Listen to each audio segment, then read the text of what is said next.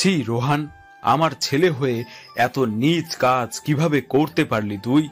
তোর এই কাজের জন্য সবার সামনে লজ্জায় আমার মাথা কাটা যাচ্ছে।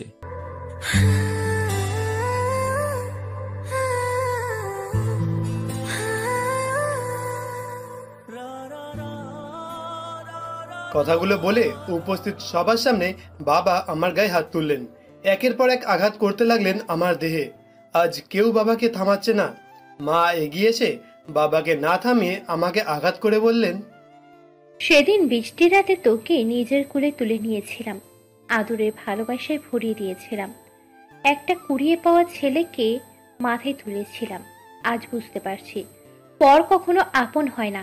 সেদিন তোর বাবা মা তোর ভবিষ্যৎ জেনেই তোকে রাস্তায় ফেলে গিয়েছিল। তোর গায়ের রং যেমন কালো, তোর ভিতরটাও কালো। আমার সামনে থেকে চলে যা। মায়ের মুখে কথাটা শুনে না চমকে থাকতে পারলাম না। আমি তাদের সন্তান না, আমি কুড়িয়ে পাওয়া। এই জন্যই কি আমি কুশ্রীত দেখতে? 18 বছর বয়সে এসে আজকে সত্যিটা জানতে পারলাম। আমি সবকিছু মিথ্যা ভেবে মায়ের পা জড়িয়ে ধরে কাঁদতে কাঁদতে বললাম, বিশ্বাস করো মা, আমি এমন কাজ করিনি। এই মেয়েটা আমাকে ফাঁসাচ্ছে। ওর চরিত্র ভালো না। তুমি দয়া করে আমাকে এভাবে বলো না। চুপ, ও মিথ্যে বলছে আর তুই সত্যি বলছিস? তাহলে বল, তুই এই ঘরে কি করিস? তোর তো এখানে থাকার কথা নয়। আমি আগে কখনো আপুর ঘরে আসিনি। 4 নাম্বার ঘর মনে করে ভুল করে 5 নাম্বার ঘরে এসে পড়েছি। তারপরে ঘুমিয়ে পড়েছি। ঘুম থেকে উঠে দেখলাম তোমরা সবাই আমাকে এসব বলছো। বিশ্বাস করো মা। তোর উপর থেকে আমাদের সব বিশ্বাস উঠে গেছে রোহান। সত্যি এটাই, তুই আমাদের সন্তান না। আমাদের সন্তান না বলেই তুই এমন নিজ একটা কাজ করেছিস। রাস্তা থেকে এনে এই জন্য কাউকে ঘরে তুলতে নেই। দেখেছেন কিভাবে আপনাদের সর্বনাশ করলো? আমি কিন্তু ওকে ছেড়ে দেব না। আমি ওকে পুলিশে দিব। ওকে আমাদের ছেলে হিসেবে অস্বীকার করলাম। আমাদের সাথে আজ থেকে ওর কোনো সম্পর্ক নেই। আমি এক্ষুনি পুলিশকে খবর দিচ্ছি। মায়া চাপে পড়ল, কারণ পুলিশে দিলে সত্যিটা জানাজানি হতে পারে। তবুও ভালো সাজার অভিনয় করে বলল, ওনাকে পুলিশে দিলে আপনাদের মান সম্মান নষ্ট হবে।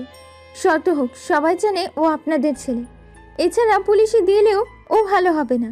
ওকে আমাদের বাড়িতে রেখে যান। আজ থেকে ও আমার দাসী হবে। ওকে আমি বুঝাবো কিভাবে নারীদের সম্মান করতে হয়। কি বলছিস তুই? যদি এই ঘটনা পুনরাবৃত্তি হয় তখন ওকে তুই পুলিশে দে। এমন মামলা দিবি যে জীবনও জেলখানা থেকে বের হতে পারবে না। ও যদি আমার কথার অবাধ্য হয় কিংবা আবার এই কাজ করে, তাহলে ওর বোনকে বাড়ি থেকে ঘাড় ধরে বের করে দিব। ওর বোনের ওপর নেমে আসবে নির্যাতন। বোনের ভালো চাইলে ওকে চুপ করে থাকতেই হবে। ঠিক আছে, ওকে আমি এই বাড়িতে রেখে গেলাম। ও যদি অন্যায় করে তাহলে জুতো খুলে মারবেন আপনারা। রোহান যদি প্রতিবাদ করে তবে ও আমার মরা মুখ দেখবে। কথাগুলো বলে অর্জুন সাহেব স্ত্রী প্রিয়ন্তীকে নিয়ে বাড়ির উদ্দেশ্যে রওনা হলেন। আমি তাদের পিছনে পিছনে গিয়ে থামানোর চেষ্টা করতে করতে অনবরত বলতে থাকলাম, বিশ্বাস করো তোমরা, যা ভাবছো তেমন কিছু নয়। এই মেয়েটা আমাকে ফাঁসানোর চেষ্টা করেছে। সেদিন শপিং মলেও। বাবা অর্জুন সাহেব আমার কোনো কথা না শুনেই গাড়িতে উঠে চলে গেলেন। আমি অসহায় হয়ে দাঁড়িয়ে রইলাম। কাঁদতে কাঁদতে মাটিতে বসে পড়লাম আর ভাবতে লাগলাম, কি করব এখন? নিজের মা বাবাও আমাকে অস্বীকার করলেন। কেউ বিশ্বাস করলো না আমার কথা। আমি সত্যি খুব খারাপ। আসুন আপনাদের আমার অতীতে নিয়ে যাই। অতীত? চিন্তা করো না বউ, আমাদের এবার একটা ছেলে সন্তানই হবে। তোমাকে আর আমার মায়ের কটু কথা শুনতে হবে না। অপারেশন থিয়েটারের বাইরে স্ত্রী ঋতুর হাত ধরে কথাটা বলল মিজান শেখ। ঋতু বুকে পাথর রেখে তাকায় আশেপাশে। হাসপাতালের করিডোরে এত মানুষ থাকার পরেও তার পরিচিত কোনো মুখ নেই। বুকটা হাহাকার করছে কাছের মানুষের জন্য। পেটের ব্যথা ক্রমশ বেড়েই চলেছে। স্বামীর হাতটা শক্ত করে ধরে বলে, তাই যেন হয়। এই সমাজে মেয়েদের কোনো মূল্য নেই। তাই আমার 4টে মেয়েকে কেউ মূল্য দেয় না। আম্মা বলেছে ওরা নাকি আমার কলঙ্ক। এবার আম্মার কোলে আমার ছেলেকে তুলে দিয়ে বলবো, আমি কলঙ্কিত নই। আমাকে এবার আপনার ছেলে বউ হিসেবে মেনে নিন। ছাড়ুন ছাড়ুন, এখানে কি হচ্ছে এসব? এটা কোনো শুটিংয়ের স্থান নয়। আমাদের এত সময় নেই। আপনাদের কোনো অভিনয় থাকলে বাড়িতে গিয়ে করবেন। ওনার ডেলিভারি করে আমাদের আরও 3টা ডেলিভারি করতে হবে। তাড়াতাড়ি সামনের দিকে সরুন, ওনাকে ভেতরে নিতে দিন। নার্স এসে হাত ছাড়িয়ে নিল ঋতুর, তারপরে নিয়ে গেল অপারেশন থিয়েটারের ভেতরে। বাইরে দাঁড়িয়ে অপেক্ষা করতে লাগলো মিজান শেখ। এভাবে বেশ কিছুক্ষণ পেরিয়ে যাওয়ার পর অধৈর্য হয়ে উকি দিল ভেতরে। কাছ থেকে দেখা যাচ্ছে নার্স তার স্ত্রীকে ইঞ্জেকশন পুশ করছে। হাত পা ঠান্ডা হয়ে আসছে তার। পুনরায় চেয়ারে বসে স্ত্রী ও পুত্রের জন্য অপেক্ষা করতে লাগলো। ঘণ্টাখানেক পর দরজা খুলে বেরিয়ে এলেন ডাক্তার। উত্তেজিত হয়ে বললেন, আপনার স্ত্রী রক্তশূন্যতায় ভুগছেন। এই শরীরে সিজারের পর রক্তের প্রয়োজন হয়। যত দ্রুত সম্ভব রক্তের ব্যবস্থা করুন, না হলে আপনার স্ত্রীকে বাঁচানো যাবে না। এখন তারা দুজনে কেমন আছে? আপনার পুত্র সন্তান হয়েছে, কিন্তু সে কান্না করছে না। বাবা হলেও তো কান্না করে। আমার নার্স ও আয়ারা চেষ্টা চালিয়ে যাচ্ছে। অন্যদিকে আপনার স্ত্রীর অবস্থা ভালো নয়, ইমিডিয়েট রক্তের প্রয়োজন। রক্তের গ্রুপ ও নেগেটিভ। প্রথম কথাটা শুনে মিজান শেখের মুখে হাসি ফুটলেও দ্বিতীয় কথাটাতে ভেঙে পড়ল। তৃতীয় কথাটাতে দিশেহারা হয়ে গেল। অন্য রক্তের গ্রুপ সহজে সংগ্রহ করা গেলেও ও নেগেটিভ রক্ত জোগাড় করা যায় না। মিজান শেখ ফোন কানে নিয়ে বেরিয়ে গেল হাসপাতাল থেকে। এই রাতে যতগুলো ব্লাড ব্যাংক খোলা ছিল সবগুলোতেই রক্তের খোঁজ করলো, কিন্তু জোগাড় করতে পারল না। আরও ঘন্টা 2 পেরিয়ে গেল রক্তের খোঁজ করতে করতে। রক্তের সন্ধান না পেয়ে নিরুপায় হয়ে মিজান শেখ হাসপাতালে ফিরে আসলো। অপারেশন থিয়েটারের বাইরে দাঁড়িয়ে দরজায় ধাক্কা দিতেই একজন দরজা খুলে বের হয়ে এলো। মিজান শেখকে দেখে মলিন গলায় বলল, এতক্ষণ আপনি কোথায় ছিলেন? আপনাকে ডাক্তার কতবার খুঁজে গেছে ধারণা আছে? রক্তের সন্ধান পেয়েছেন? না, আমি রক্তের কোনো ব্যবস্থা করতে পারিনি। এখন মধ্যরাত, এই সময় ব্লাড ব্যাংক খোলা নেই। তার উপরে যেগুলো খোলা ছিল তাতেও পজিটিভ রক্ত থাকলেও ও নেগেটিভ রক্ত ছিল না। যেভাবে হোক আপনারা আমার স্ত্রীকে বাঁচান। আপনাদের কাছে আমি হাত জোর করে মিনতি করছি। কথাটা বলে মিজান শেখ 2 হাত জোর করে নার্সকে বলে। অতঃপর মিজান শেখকে নিয়ে রওনা হলো ডাক্তারের কেবিনের উদ্দেশ্যে। ডাক্তারের কেবিনে গিয়ে তাকে না পেয়ে তার অ্যাসিস্ট্যান্টের কাছে জানতে পারে ডাক্তার পরবর্তী ডেলিভারির জন্য তৈরি হচ্ছেন। হন্তদন্ত হয়ে মিজান শেখ সেখানে গেলেই ডাক্তার মলিন গলায় বলল, আপনি আমার পরিচিত। এর আগেও আমি আপনার স্ত্রীর 3টা সিজারের মাধ্যমে ডেলিভারি করেছিলাম। তখন আপনার স্ত্রীর দেহে পর্যাপ্ত রক্ত থাকলে এখন তিনি রক্তশূন্যায় ভুগেছেন। নির্দিষ্ট সময়ের ভেতরে আপনি রক্তের ব্যবস্থা করতে না পারার কারণে আপনার স্ত্রী, সরি মিস্টার শেখ, বাঁচা মরা আমাদের হাতে নেই। উপর থেকে ঠিক করা রক্তশূন্যতায় আপনার স্ত্রী মারা গেছে। তিনি এখন হাসপাতালের মর্গে আছে, আর আপনার ছেলে নার্সের কাছে আছে। এইটুকু একটা ছেলে বাড়িতে গিয়ে ঠিকভাবে থাকতে পারবে না। হাসপাতালে একটা আয়া ঠিক করে দিন, এখানে কিছুদিন থাকুক, আর আপনার স্ত্রীকে যত দ্রুত সম্ভব দাফন করে ফেলুন। ডাক্তারের কথা শুনে মিজান শেখ ভেঙে পড়লেন। তার পায়ের নিচ থেকে মাটি সরে গেল। এমন ঘটনার জন্য তিনি মোটেও প্রস্তুত ছিলেন না। স্ত্রীর কোল আলো করে বিয়ের 12 বছর পর একটি পুত্র সন্তান এলো, অথচ ছেলেটিকে আদর করতে পারলেন না ঋতু। নিজেকে পাথর করে মুখে বললেন, আমি কি একবার আমার ছেলেকে কোলে নিতে পারি? একবার ওকে একটু আদর করতে পারি? অবশ্যই। নার্স, দ্রুত তার ছেলেকে নিয়ে এসো। ও হ্যাঁ, আপনার ছেলের হাতে ফুটো আছে। যত দ্রুত সম্ভব অপারেশন করায় ঠিক করতে হবে। Okay sir. অতঃপর নার্স ডাক্তারের আদেশ মেনে শিশু ওয়ার্ডে চলে গেল। একটি কালো মানিককে শুভ্র তোয়ালে জড়িয়ে নিয়ে এলো। মিজান শেখের কোলে তুলে দিয়ে বলল, ও হচ্ছে আপনার কালো মানিক, কালাচাঁদ, কৃষ্ণ। ছেলেকে পেয়ে আপনি খুশি তো? নবজাতক শিশুটি অন্য ছেলেদের মতন নয়। তার গায়ের রং কুচকুচে কালো। বেশিক্ষণ তার দিকে তাকিয়ে থাকা যায় না। মিজান শেখের মুখ মলিন হয়ে এলো। মুখে স্বস্তির কোনো রেখা পাওয়া গেল না। এক দৃষ্টিতে ছেলেটির দিকে তাকিয়ে থেকে ছেলেটির ওপরে ক্ষোভ প্রকাশ করলেন। দাঁতের দাঁত চেপে রাগান্বিত গলায় বললেন, তুই কৃষ্ণ না, তুই রাবণ, তুই কংস। পৃথিবীতে আসতে না আসতেই নিজের মাকে, যিনি তোকে 10 মাস 10 দিন গর্ভে ধারণ করেছিল, তাকেই পৃথিবী থেকে কেড়ে নিলি। তোর মতো সন্তান আমাকে না দেওয়ার চেয়ে আরও একটি মেয়ে সন্তান দিলে আমি খুশি হতাম। তোকে দেখতে তো পাতিলের কালির থেকেও কালো। আপনি ভুল ভাবছেন। নিয়তির উপরে কখনো কারো হাত থাকে না, সব কিছু উপর থেকে উনি ঠিক করে দেন। আর ও হচ্ছে একটা নবজাতক। নবজাতক শিশুরা পবিত্র হয়, ওরা কখনো কাউকে কেড়ে নিতে পারে না। আমার এই ছেলেকে আমি হাসপাতালে রাখবো না। আমি আমার স্ত্রীকে নিয়ে এখান থেকে চলে যেতে চাই। এরপর মিজান শেখ ছেলেকে নিয়ে চলে গেলেন রিসেপশনে। ডাক্তারের ফি সে আগেই পরিশোধ করেছিলেন। হাসপাতালের বিল পরিশোধ করে মৃত স্ত্রীর মুখ দেখলেন। অতঃপর অ্যাম্বুলেন্সে করে রওনা হলেন বাড়ির দিকে। মাঝপথে ঝুম বৃষ্টি শুরু হলো। নবজাতক শিশুটি মিজান শেখের কোলে শুয়ে কাঁদছে। মিজান শেখ মলিন গলায় ড্রাইভারকে আদেশ দিলেন, 1 মিনিটের জন্য এখানে গাড়ি থামাও, আমার কিছু জরুরি কাজ আছে। পরক্ষণে গাড়ি থামতেই শিশুটিকে কোলে নিয়ে নেমে গেলেন গাড়ি থেকে। ফিরে আসতেই আবার ড্রাইভার গাড়ি চালাতে শুরু করলেন।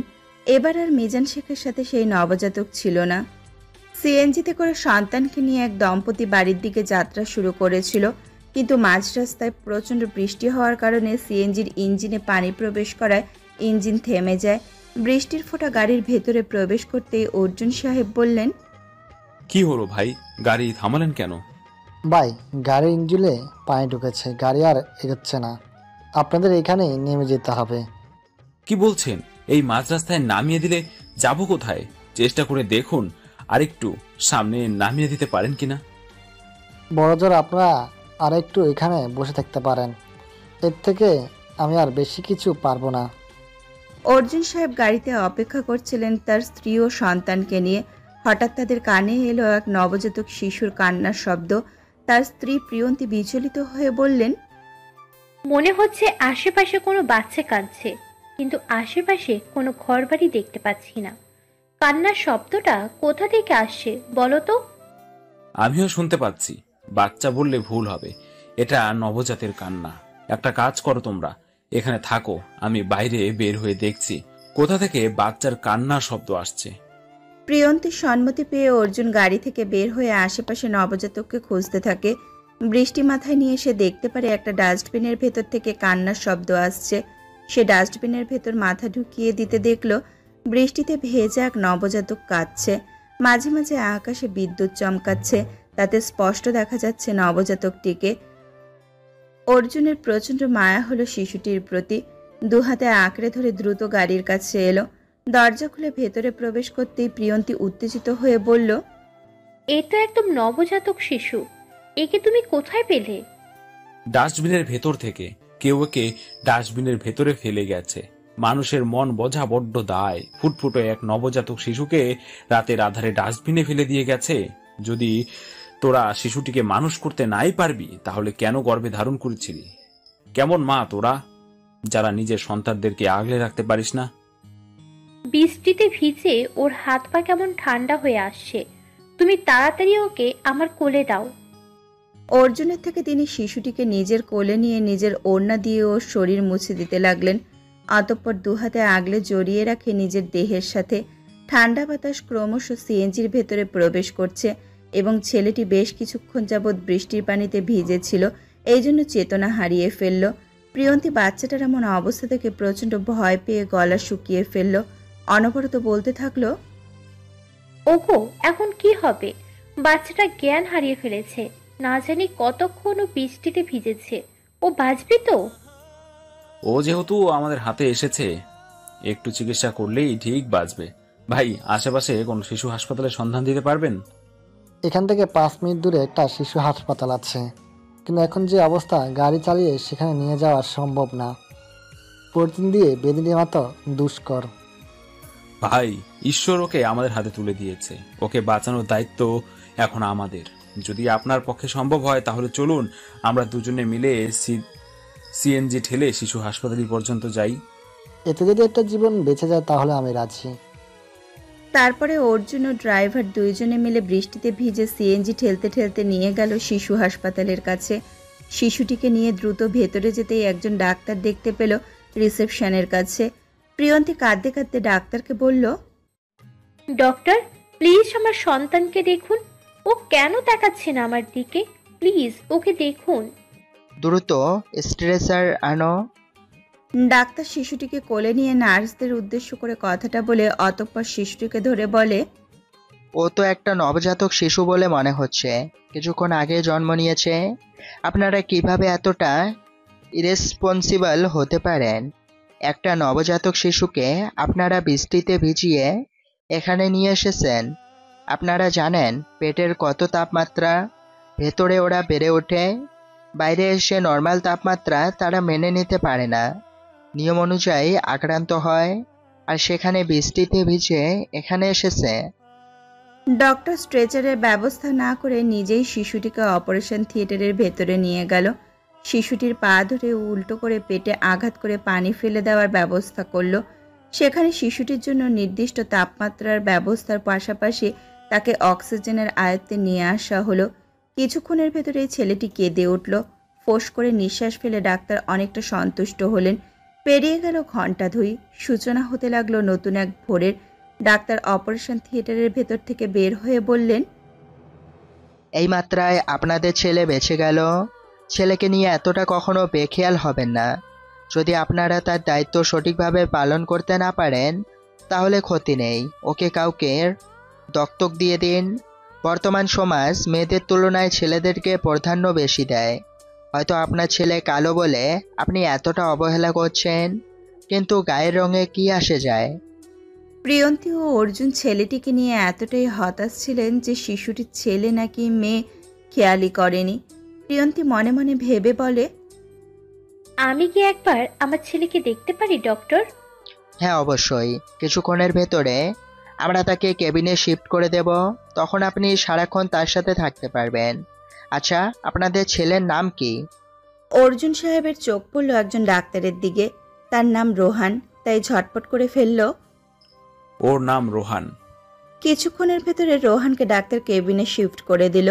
প্রিয়ন্তী রোহানের কালো মুখের দিকে তাকিয়ে চোখের পানি ফেলে বলল, আজ থেকে তুই আমাদের ছেলে, তোর কোনো অযত্ন আমরা করব না। শ্রাবন্তী হওয়ার পরে 8টা বছর কেটে গেল, আমি আর দ্বিতীয় কোনো সন্তানের মুখ দেখতে পারলাম না। একটা ছেলের আশা আজ আমার পূর্ণ হলো। তুই আমার কোলে আসবি বলেই হয়তো ঈশ্বর আমাকে আর কোনো ছেলে দেননি। 8 বছর বয়সী শ্রাবন্তী মায়ের মুখের দিকে তাকিয়ে আছে, কৌতূহল নিয়ে বলল, এই ছেলেটি কে? তুমি আমার চেয়ে ওকে বেশি ভালো কেন বাসছ? আজ থেকে ও তোমার ছোট ভাই, ও তোমার থেকে ছোট, তাই ওকে তোমার থেকে বেশি ভালোবাসি। তাই নাকি মা? তুমি জানো আমার সব বান্ধবীদের ছোট ভাই আছে, আমার কোনো ভাই নেই। আজ থেকে আমিও বলতে পারবো আমার একজন ছোট্ট ভাই আছে। মা, ওর নাম কি? ওকে আমার কোলে দাও। ওর নাম রোহান। ও অনেক ছোট আর অসুস্থ, তুমি ওকে কোলে নিতে পারবে না। ও আগে সুস্থ হয়ে নিক, তারপর তুমি যত ইচ্ছে ওকে কোলে নিও, খেলা করো। আচ্ছা বাবা। 18 বছর পর। এটা কিন্তু ঠিক নয়, তুই আমাকে না বলে কেন আমার জিনিস ধরেছিস? আমার জিনিস ফেরত দে, না হলে কিন্তু। কথাটা বলতে বলতে রোহানের পেছনে দৌড়াচ্ছে শ্রাবন্তী। রোহান ধরা না দিয়ে দৌড়াতে দৌড়াতে পেছনে ফিরে ছবিটাকে দেখিয়ে বলে, তোর জিনিস ফেরত দেব না, কি করবি? বাবা মা তোর জন্য ছেলে দেখেছে, নিজের বরকে এখন কি তুই একাই দেখবি? আমার কি কোনো হক নেই? আগে আমি ছেলে ছবি দেখব, তারপরে তুই দেখবি।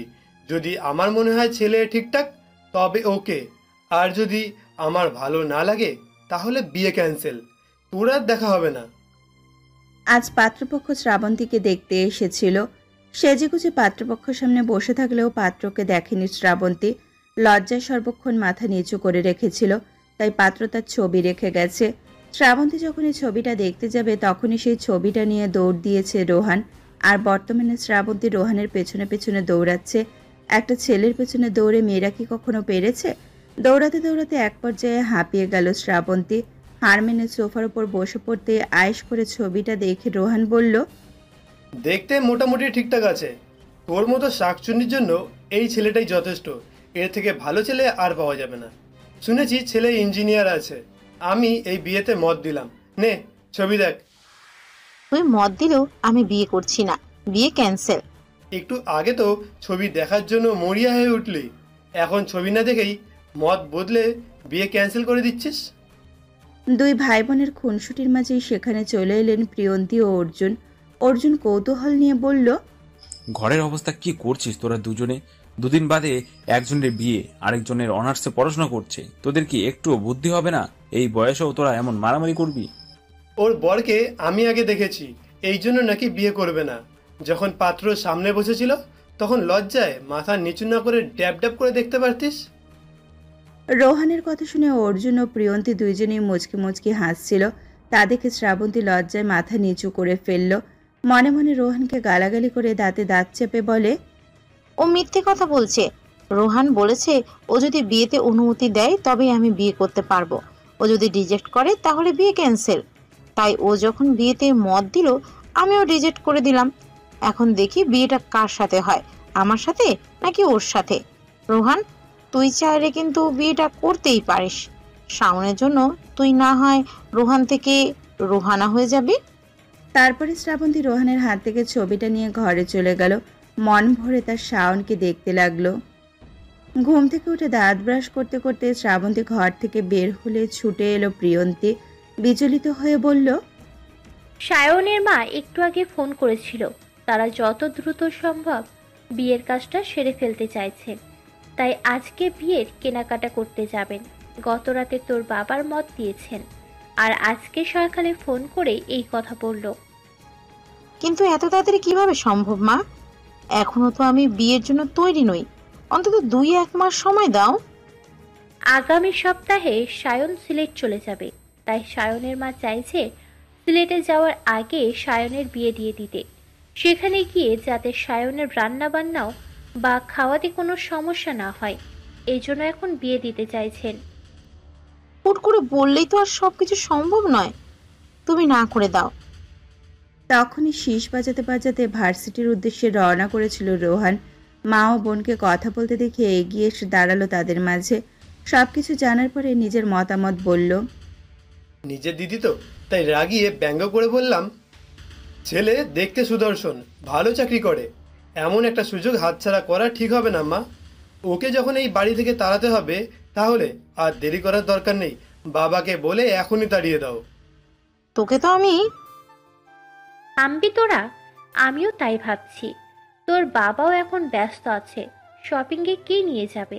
বাবা রোহান, তুই আজকে ভার্সিটিতে না গিয়ে ওকে নিয়ে শপিংয়ে চলে যা, খরচ ওরাই দেবে। তুই শুধু শ্রাবন্তীকে দেখে রাখবি। যাব, তবে আমার শর্ত আছে, তোর ননদদের সাথে আমার সেটিং করিয়ে দিতে হবে। আমার একজন ননদ আছে, তবে প্রচন্ড অহংকারী, সাজসজ্জা ভালো না। ওর সাথে তোকে মানাবে না, তবে বন্ধুত্ব করে দিতে পারবো। রোহান কালো হতে পারে, অশ্লীল পোশাকের মেয়েদের রোহান পাত্তা দেয় না। তাড়াতাড়ি গিয়ে পোশাক পাল্টে আয়। হালকা সাজাগুজা করে আছিস, শাকচুন্নি আছিস, অতিরিক্ত মেকআপ করে পেতনি হয়ে যাস না আবার। 10 মিনিটের বেশি আমি অপেক্ষা করতে পারবো না। জাস্ট বাইকে তেল ভরে আসছি, আর তার ভিতরেই তৈরি হয়ে থাকবি কিন্তু। কথাটা বলে চাবি ঘোরাতে ঘোরাতে রোহান চলে গেল বাইক নিয়ে পেট্রোল পাম্পের উদ্দেশ্যে। অন্যদিকে শ্রাবন্তী হালকা সেজে রোহানের জন্য অপেক্ষা করতে থাকলো বাড়ির দরজায়। রোহান বাইকে তেল ভরে বাড়িতে আসলে শ্রাবন্তীকে দেখে অবাক হলো। তার বোনটা সত্যি অন্যরকম। যেখানে 1 ঘন্টায় একটি মেয়ে তৈরি হতে পারে না, সেখানে মাত্র কয়েক মিনিটে শ্রাবন্তী তৈরি হয়ে তার জন্য অপেক্ষা করছে।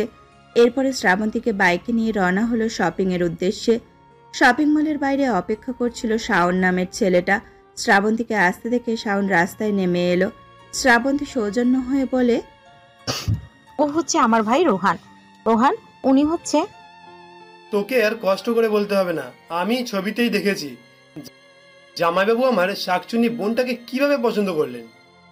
আমি তো খেয়ালই করিনি, সত্যি শ্রাবন্তীকে শাকচুনির মতো দেখতে। মজার ছলে কথাটা বলে ওঠে শাওন। চোখ পাকিয়ে শ্রাবন্তী তাকাতেই থেমে গেল সে। রোহান আনমনে হেসে শাওনকে উদ্দেশ্য করে বলল, আপনারা শপিং মলের ভিতরে যান, আমি বাইক পার্ক করে আসছি। অতঃপর নিজে বাইক নিয়ে পার্কিং এরিয়ায় চলে গেল। শাওন শ্রাবন্তীর হাত ধরে শপিং মলের ভেতরে প্রবেশ করলো। কিছুক্ষণ পরে রোহান বাইক পার্ক করে শপিং মলের ভেতরে প্রবেশ করলো। আশেপাশে তাকিয়ে শ্রাবন্তীকে খোঁজার চেষ্টা করলো। হঠাৎ লক্ষ্য করলো একটি ছেলে ও মেয়ে ড্রেস ট্রায়াল দেওয়া ছাড়াই ট্রায়াল রুমে ঢুকলো। রোহানের মতো শিক্ষিত একজন মানুষ ভুল করবে বলে ধারণা করা যায় না। শপিং মলের এক লোককে ডাক দিয়ে বলল, এক্সকিউজ মি স্যার, টাওয়াল দেওয়া ছাড়া কোনো মেয়ে বা ছেলে কি একসাথে ট্রায়াল রুমে প্রবেশ করতে পারে? তারা কি উদ্দেশ্যে ট্রায়াল রুমে প্রবেশ করেছে সেটা নিশ্চয়ই বুঝতে পারছেন। স্বামী স্ত্রী একান্ত কথা বলতে প্রবেশ করতে পারে। কিন্তু আমার মনে হচ্ছে না এরা স্বামী স্ত্রী, এরা কিছু নিব্বানিব্বি টাইপেরই। মেয়েটা হাতে শাখা সিঁদুর ছিল না। তারা কোন ট্রায়াল রুমে ঢুকেছে? রোহান হাতের ইশারায় দেখিয়ে দিতে লোকটা দরজায় ধাক্কা দিতে লাগলো একাধিকবার। পরক্ষণে ভেতর থেকে একটি মেয়ে কর্কশ গলায় বলল, কে? দরজা ধাক্কা দিচ্ছেন কেন? আপনার সাথে আমাদের কিছু কথা আছে, দ্রুত বের হয়ে আসুন। অতঃপর মেয়েটা দরজা খুলে বেরিয়ে এলো। তারপর পেছনে এসে দাঁড়ালো আরও একটি ছেলে। লোকটা বুকে হাত দিয়ে কৌতূহলী গলায় বলল, যদি আপনারা কিছু মনে না করেন তাহলে কি আমি জানতে পারি আপনারা কোন ধরনের ড্রেসগুলো ট্রায়াল নিচ্ছিলেন? মেয়েটার মুখে কোনো কথা নেই।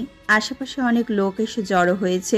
লোকটা নিজের প্রশ্নের জবাব না পেয়ে আবার বলল, আপনার সম্পর্কে কি হন? আপনাদের তো দম্পতি মনে হচ্ছে না। কোনো মতলবে আপনার ট্রায়াল রুমের ভেতরে একসাথে গিয়েছিলেন। এবারও কোনো কথা শোনা গেল না। আর একজন লোক ব্যঙ্গ করে বলে উঠলেন, এখনো বুঝতে পারছেন না এরা কি করতে একসাথে ট্রায়াল রুমে ঢুকেছিল? এরা মেয়ে নামের কলঙ্ক, এদেরকে এত সহজে ছেড়ে দেব না। দুজনের অভিভাবককে ফোন দিয়ে এখানে নিয়ে আসেন, তারপর তাদের হাতে তুলে দিন, যাতে পরবর্তীতে এমন কাজ করার আগে 3 বার ভাবে।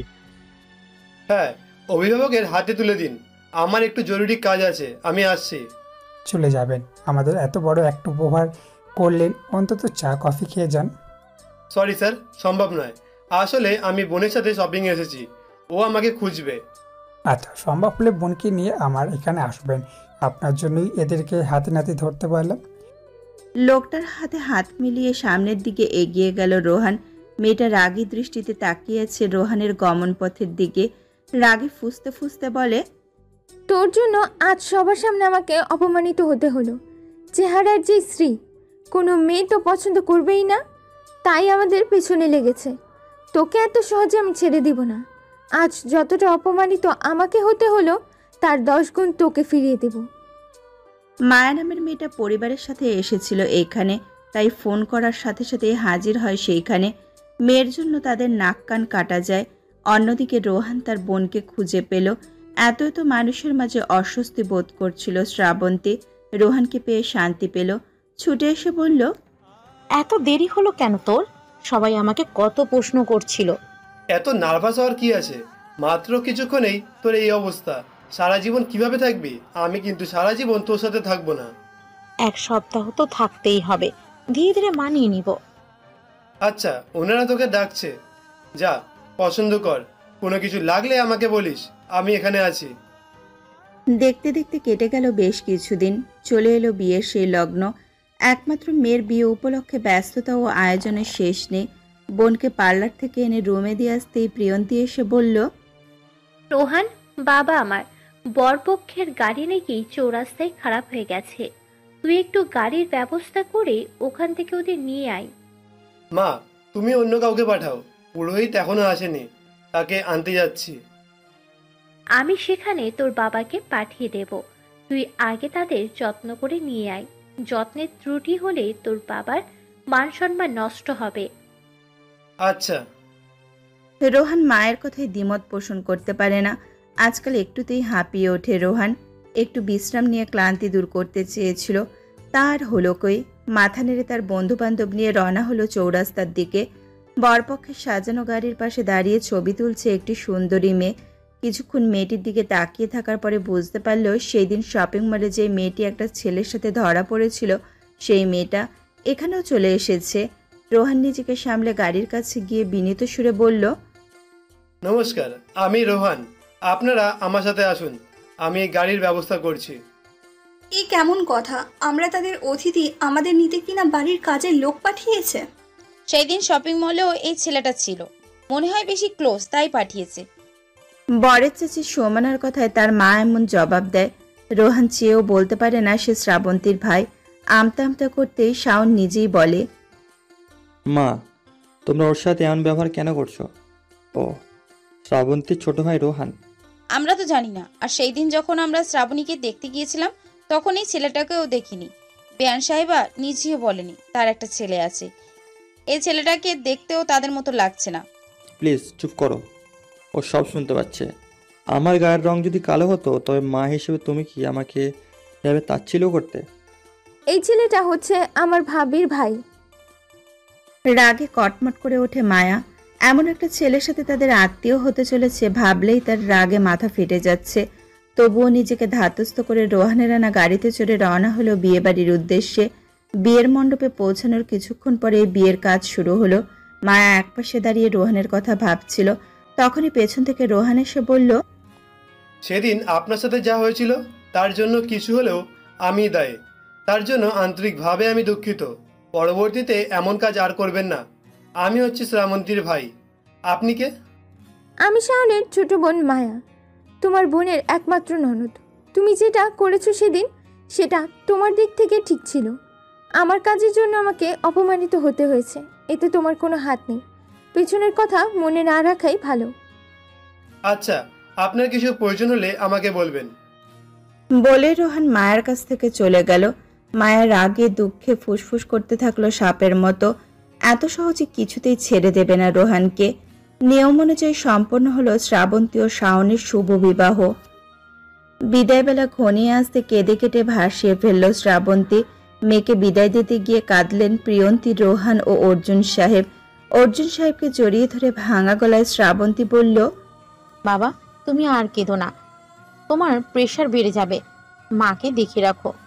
তোর তো সুবিধাই হলো, এখন আর কেউ তোকে বিরক্ত করবে না। ভালো থাকিস ভাই। আমি চাই আমাকে কেউ বিরক্ত করুক। তুই আমাকে সবসময় বিরক্ত কর, আমি কিছু তোকে বলবো না। মুহূর্তে শ্রাবন্তী জ্ঞান হারিয়ে ফেলল। রোহান তাকে কোনো রকমে সামলে নিয়ে চেয়ারে বসালো। চোখে মুখে পানির ঝাপটা দিতে দিতে রোহান বলল, বাবা এখন কি করব? আপুর জ্ঞান ফিরে আসলে আবার কেঁদে ভাসিয়ে ফেলবে। যেহেতু ওকে যেতেই হবে, আমার মনে হয় এখনই ওকে। পরের কথাগুলো বলতে পারবে না রোহান। কেমন গলাটা ধরে আসছিল তার। সম্মতি দিয়ে অর্জুন সাহেব বললেন, তুই যেটা ভালো মনে করিস সেটাই কর। যদি সম্ভব হয় তুই একবার মেয়েটার সাথে যা। জ্ঞান ফিরলে তোকে দেখে কিছুটা শান্ত হবে। তাছাড়া একটা পরিবেশে গিয়ে কিভাবে মানিয়ে নেবে? অপরিচিত কারো কাছে নিজের মনের কথা খুলে বলতে পারবে না। তুই থাকলে একটু ভরসা পাবে। তুই আর না করিস না, ওর সাথে যা। আমি গেলে এদিকটা কে সামলাবে মা? এই মুহূর্তে বাবা এত কিছু সামলাতে পারবে না। আমাদের কথা তোকে ভাবতে হবে না, তুই যা। বাবার কঠোর আদেশ পেয়ে রোহান আর কোনো জবাব দিল না। শ্রাবন্তীকে 5 কোলে করে তুলে নিয়ে গাড়ির ভেতরে ঢুকলো। গাড়ি নিয়ে রওনা হলো বরপক্ষের বাড়ির দিকে। বরপক্ষের বাড়ির কাছে এসে জ্ঞান ফিরল শ্রাবন্তীর। বাড়ির ভেতরে দিয়ে ফিরে এলো নিজ বাড়িতে। রোহান বাবা মাকে নিয়ে ড্রাইভ করে যাচ্ছে শ্রাবন্তীর শ্বশুর বাড়ির দিকে। বিয়েটা হঠাৎ করে হওয়াতে রোহানরা তেমন আয়োজন করতে পারেনি বড় করে, তেমনি শাওনরাও বড় করে বৌভাতের আয়োজন করতে পারেনি। কয়েকদিন আগে বৌভাতে উপস্থিত হলেও আজ শ্রাবন্তীর শ্বশুর বাড়ি যাচ্ছে ভিন্ন একটি কারণে। আগামীকাল সিলেট চলে যাবে শাওন ও শ্রাবন্তী। ফিরতে ফিরতে 2-3 মাস লাগবে। তাই বাবা মা হিসাবে একবার দেখতে যাচ্ছে মেয়েকে। রোহান বাড়ির দোরগোড়ায় গাড়ি থামাতেই দেখলো শ্রাবন্তী দরজার কাছে দাঁড়িয়ে আছে। প্রিয়ন্তী গাড়ি থেকে নেমে ছুটে গিয়ে মেয়েকে জড়িয়ে ধরে কাঁদলেন। পেছন পেছন অর্জুন সাহেব গেলেন। রোহান একদম গাড়ি পার করেই ভেতরে গেল। দুপুর গড়িয়ে যাওয়াতে খাবারের আয়োজন করতে ভোলেননি তারা। খেতে খেতে রেখা বলল, একবার চেয়েছিলাম, বৌমাকে এখন যেতে দেব না। সায়ন ওখানে পার্মানেন্ট হয়ে গেলে যাবে, কিন্তু সোমানা বলেছে বিয়ের পর স্বামীর সাহায্য লাগে মেয়েদের পরিবেশের সাথে মানিয়ে নিতে, তাই পাঠিয়েছি। আমার মেয়েটা লাজুক স্বভাবের, সহজে নিজের মনের কথা প্রকাশ করতে পারে না। আপনারা একটু আগলে রাখবেন। নিজ থেকে ওর প্রয়োজন অপ্রয়োজনের কথা জিজ্ঞাসা করবেন। এই কথা আপনাকে বলতে হবে না, এটা জিজ্ঞেস করা আমাদের দায়িত্ব। আমরাও একসময় বউ হয়ে এসেছি এই বাড়িতে, আমরা জানি ওর অবস্থার কথা। ধন্যবাদ। আপনি বসে আছেন কেন আর বারবার মেয়ের দিকে এভাবে তাকাচ্ছেন কেন? তাড়াতাড়ি খাবার খান, খেয়ে মেয়ের সাথে আলাদা করে কথা বলুন। আপনাকে ইলিশ মাছের মাথাটা দিই কেমন? না না, আমার আর কিছু লাগবে না। অতঃপর সুমনা ও রেখার সাথে কথা বলতে লাগলো। শাওন মাথা নিচু করে খাচ্ছে। শ্রাবন্তী খাবার পরিবেশন করে দিচ্ছে। রোহানও কোনো বাক্য করছে না। খাবার খেতে খেতে বুকে ব্যথা অনুভব করলো। বাবা মাকে টেনশন দিতে চায় না, তাই এখনো বুকে ব্যথার কথা জানায়নি। খাবার সরিয়ে রোহান শ্রাবন্তীকে উদ্দেশ্য করে বলল, তোদের বাড়ির গেস্ট রুমটা কোথায়? আমাকে একটু দেখিয়ে দিবি? বুকে চরম ব্যথা করছে, শরীরটাও অস্থির লাগছে। গেস্ট রুম খোলা হয়নি, তুই একটা কাজ কর, আমাদের ঘরে গিয়ে একটু বিশ্রাম নে। বেশি খেয়ে হয়তো শরীর খারাপ লাগছে। সিঁড়ি দিয়ে উঠে দোতলার 4 নম্বর রুমটা আমাদের। ঘুমিয়ে নিলে শরীর ভালো লাগবে। বাবা মা যাওয়ার আগে আমাকে ডেকে দিস। আচ্ছা। শ্রাবন্তীর কথা মেনে রোহান চলে গেল দোতলায়। অসুস্থ শরীর নিয়ে 4 নম্বর রুমে না ঢুকে ভুলে 5 নম্বর রুমে ঢুকে গেল। মাথায় বালিশ দিয়ে চোখ বন্ধ করে ঘুমানোর চেষ্টা করতে লাগলো। রোহান ঘুমানোর কিছুক্ষণ পর ওয়াশরুম থেকে বের হলো মায়া। কলেজ থেকে বাড়িতে ফিরে লম্বা একটা শাওয়ার নিয়েছে।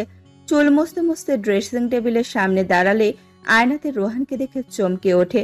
পরক্ষণেই পেছনে ফিরে রোহানকে দেখে বুঝতে পারে সবটা। এই সুযোগে মনে মনে একটা ছক এঁকে জামা কাপড় ছিঁড়ে চুলগুলো এলোমেলো করে চলে গেল বাইরে। চিৎকার করে সবাইকে একত্রিত করে কাঁদতে কাঁদতে বলল, মা, আমার সব শেষ হয়ে গেল। ওই ছেলেটা আমার সাথে অসভ্যতামি করেছে। কে তোর সাথে অসভ্যতামি করেছে মায়া? তুই এমন কেন করছিস? আমাকে বল, কোন ছেলের কথা বলছিস? তোর এই অবস্থা কিভাবে হলো? রোহান, আমি সবে গোসল করে বাইরে বের হয়ে দেখি রোহান আমার ঘরে দাঁড়িয়ে আছে। ওকে দেখে আমি চমকে জিজ্ঞাসা করলাম, তুমি আমার ঘরে কি করছো? আমার কোনো প্রশ্নের উত্তর না দিয়ে আমার সাথে খারাপ আচরণ করতে শুরু করলো। মায়া, তুমি এসব কি বলছো? রোহান এমন ছেলে নয়, একটু আগে আমার ঘরে ঘুমাতে গেছে। না ভাবি, রোহান তোমাকে মিথ্যে বলছে। ও ঘুমাতে যায়নি, দোতলা ফাঁকা পেয়ে ও আমার সাথে।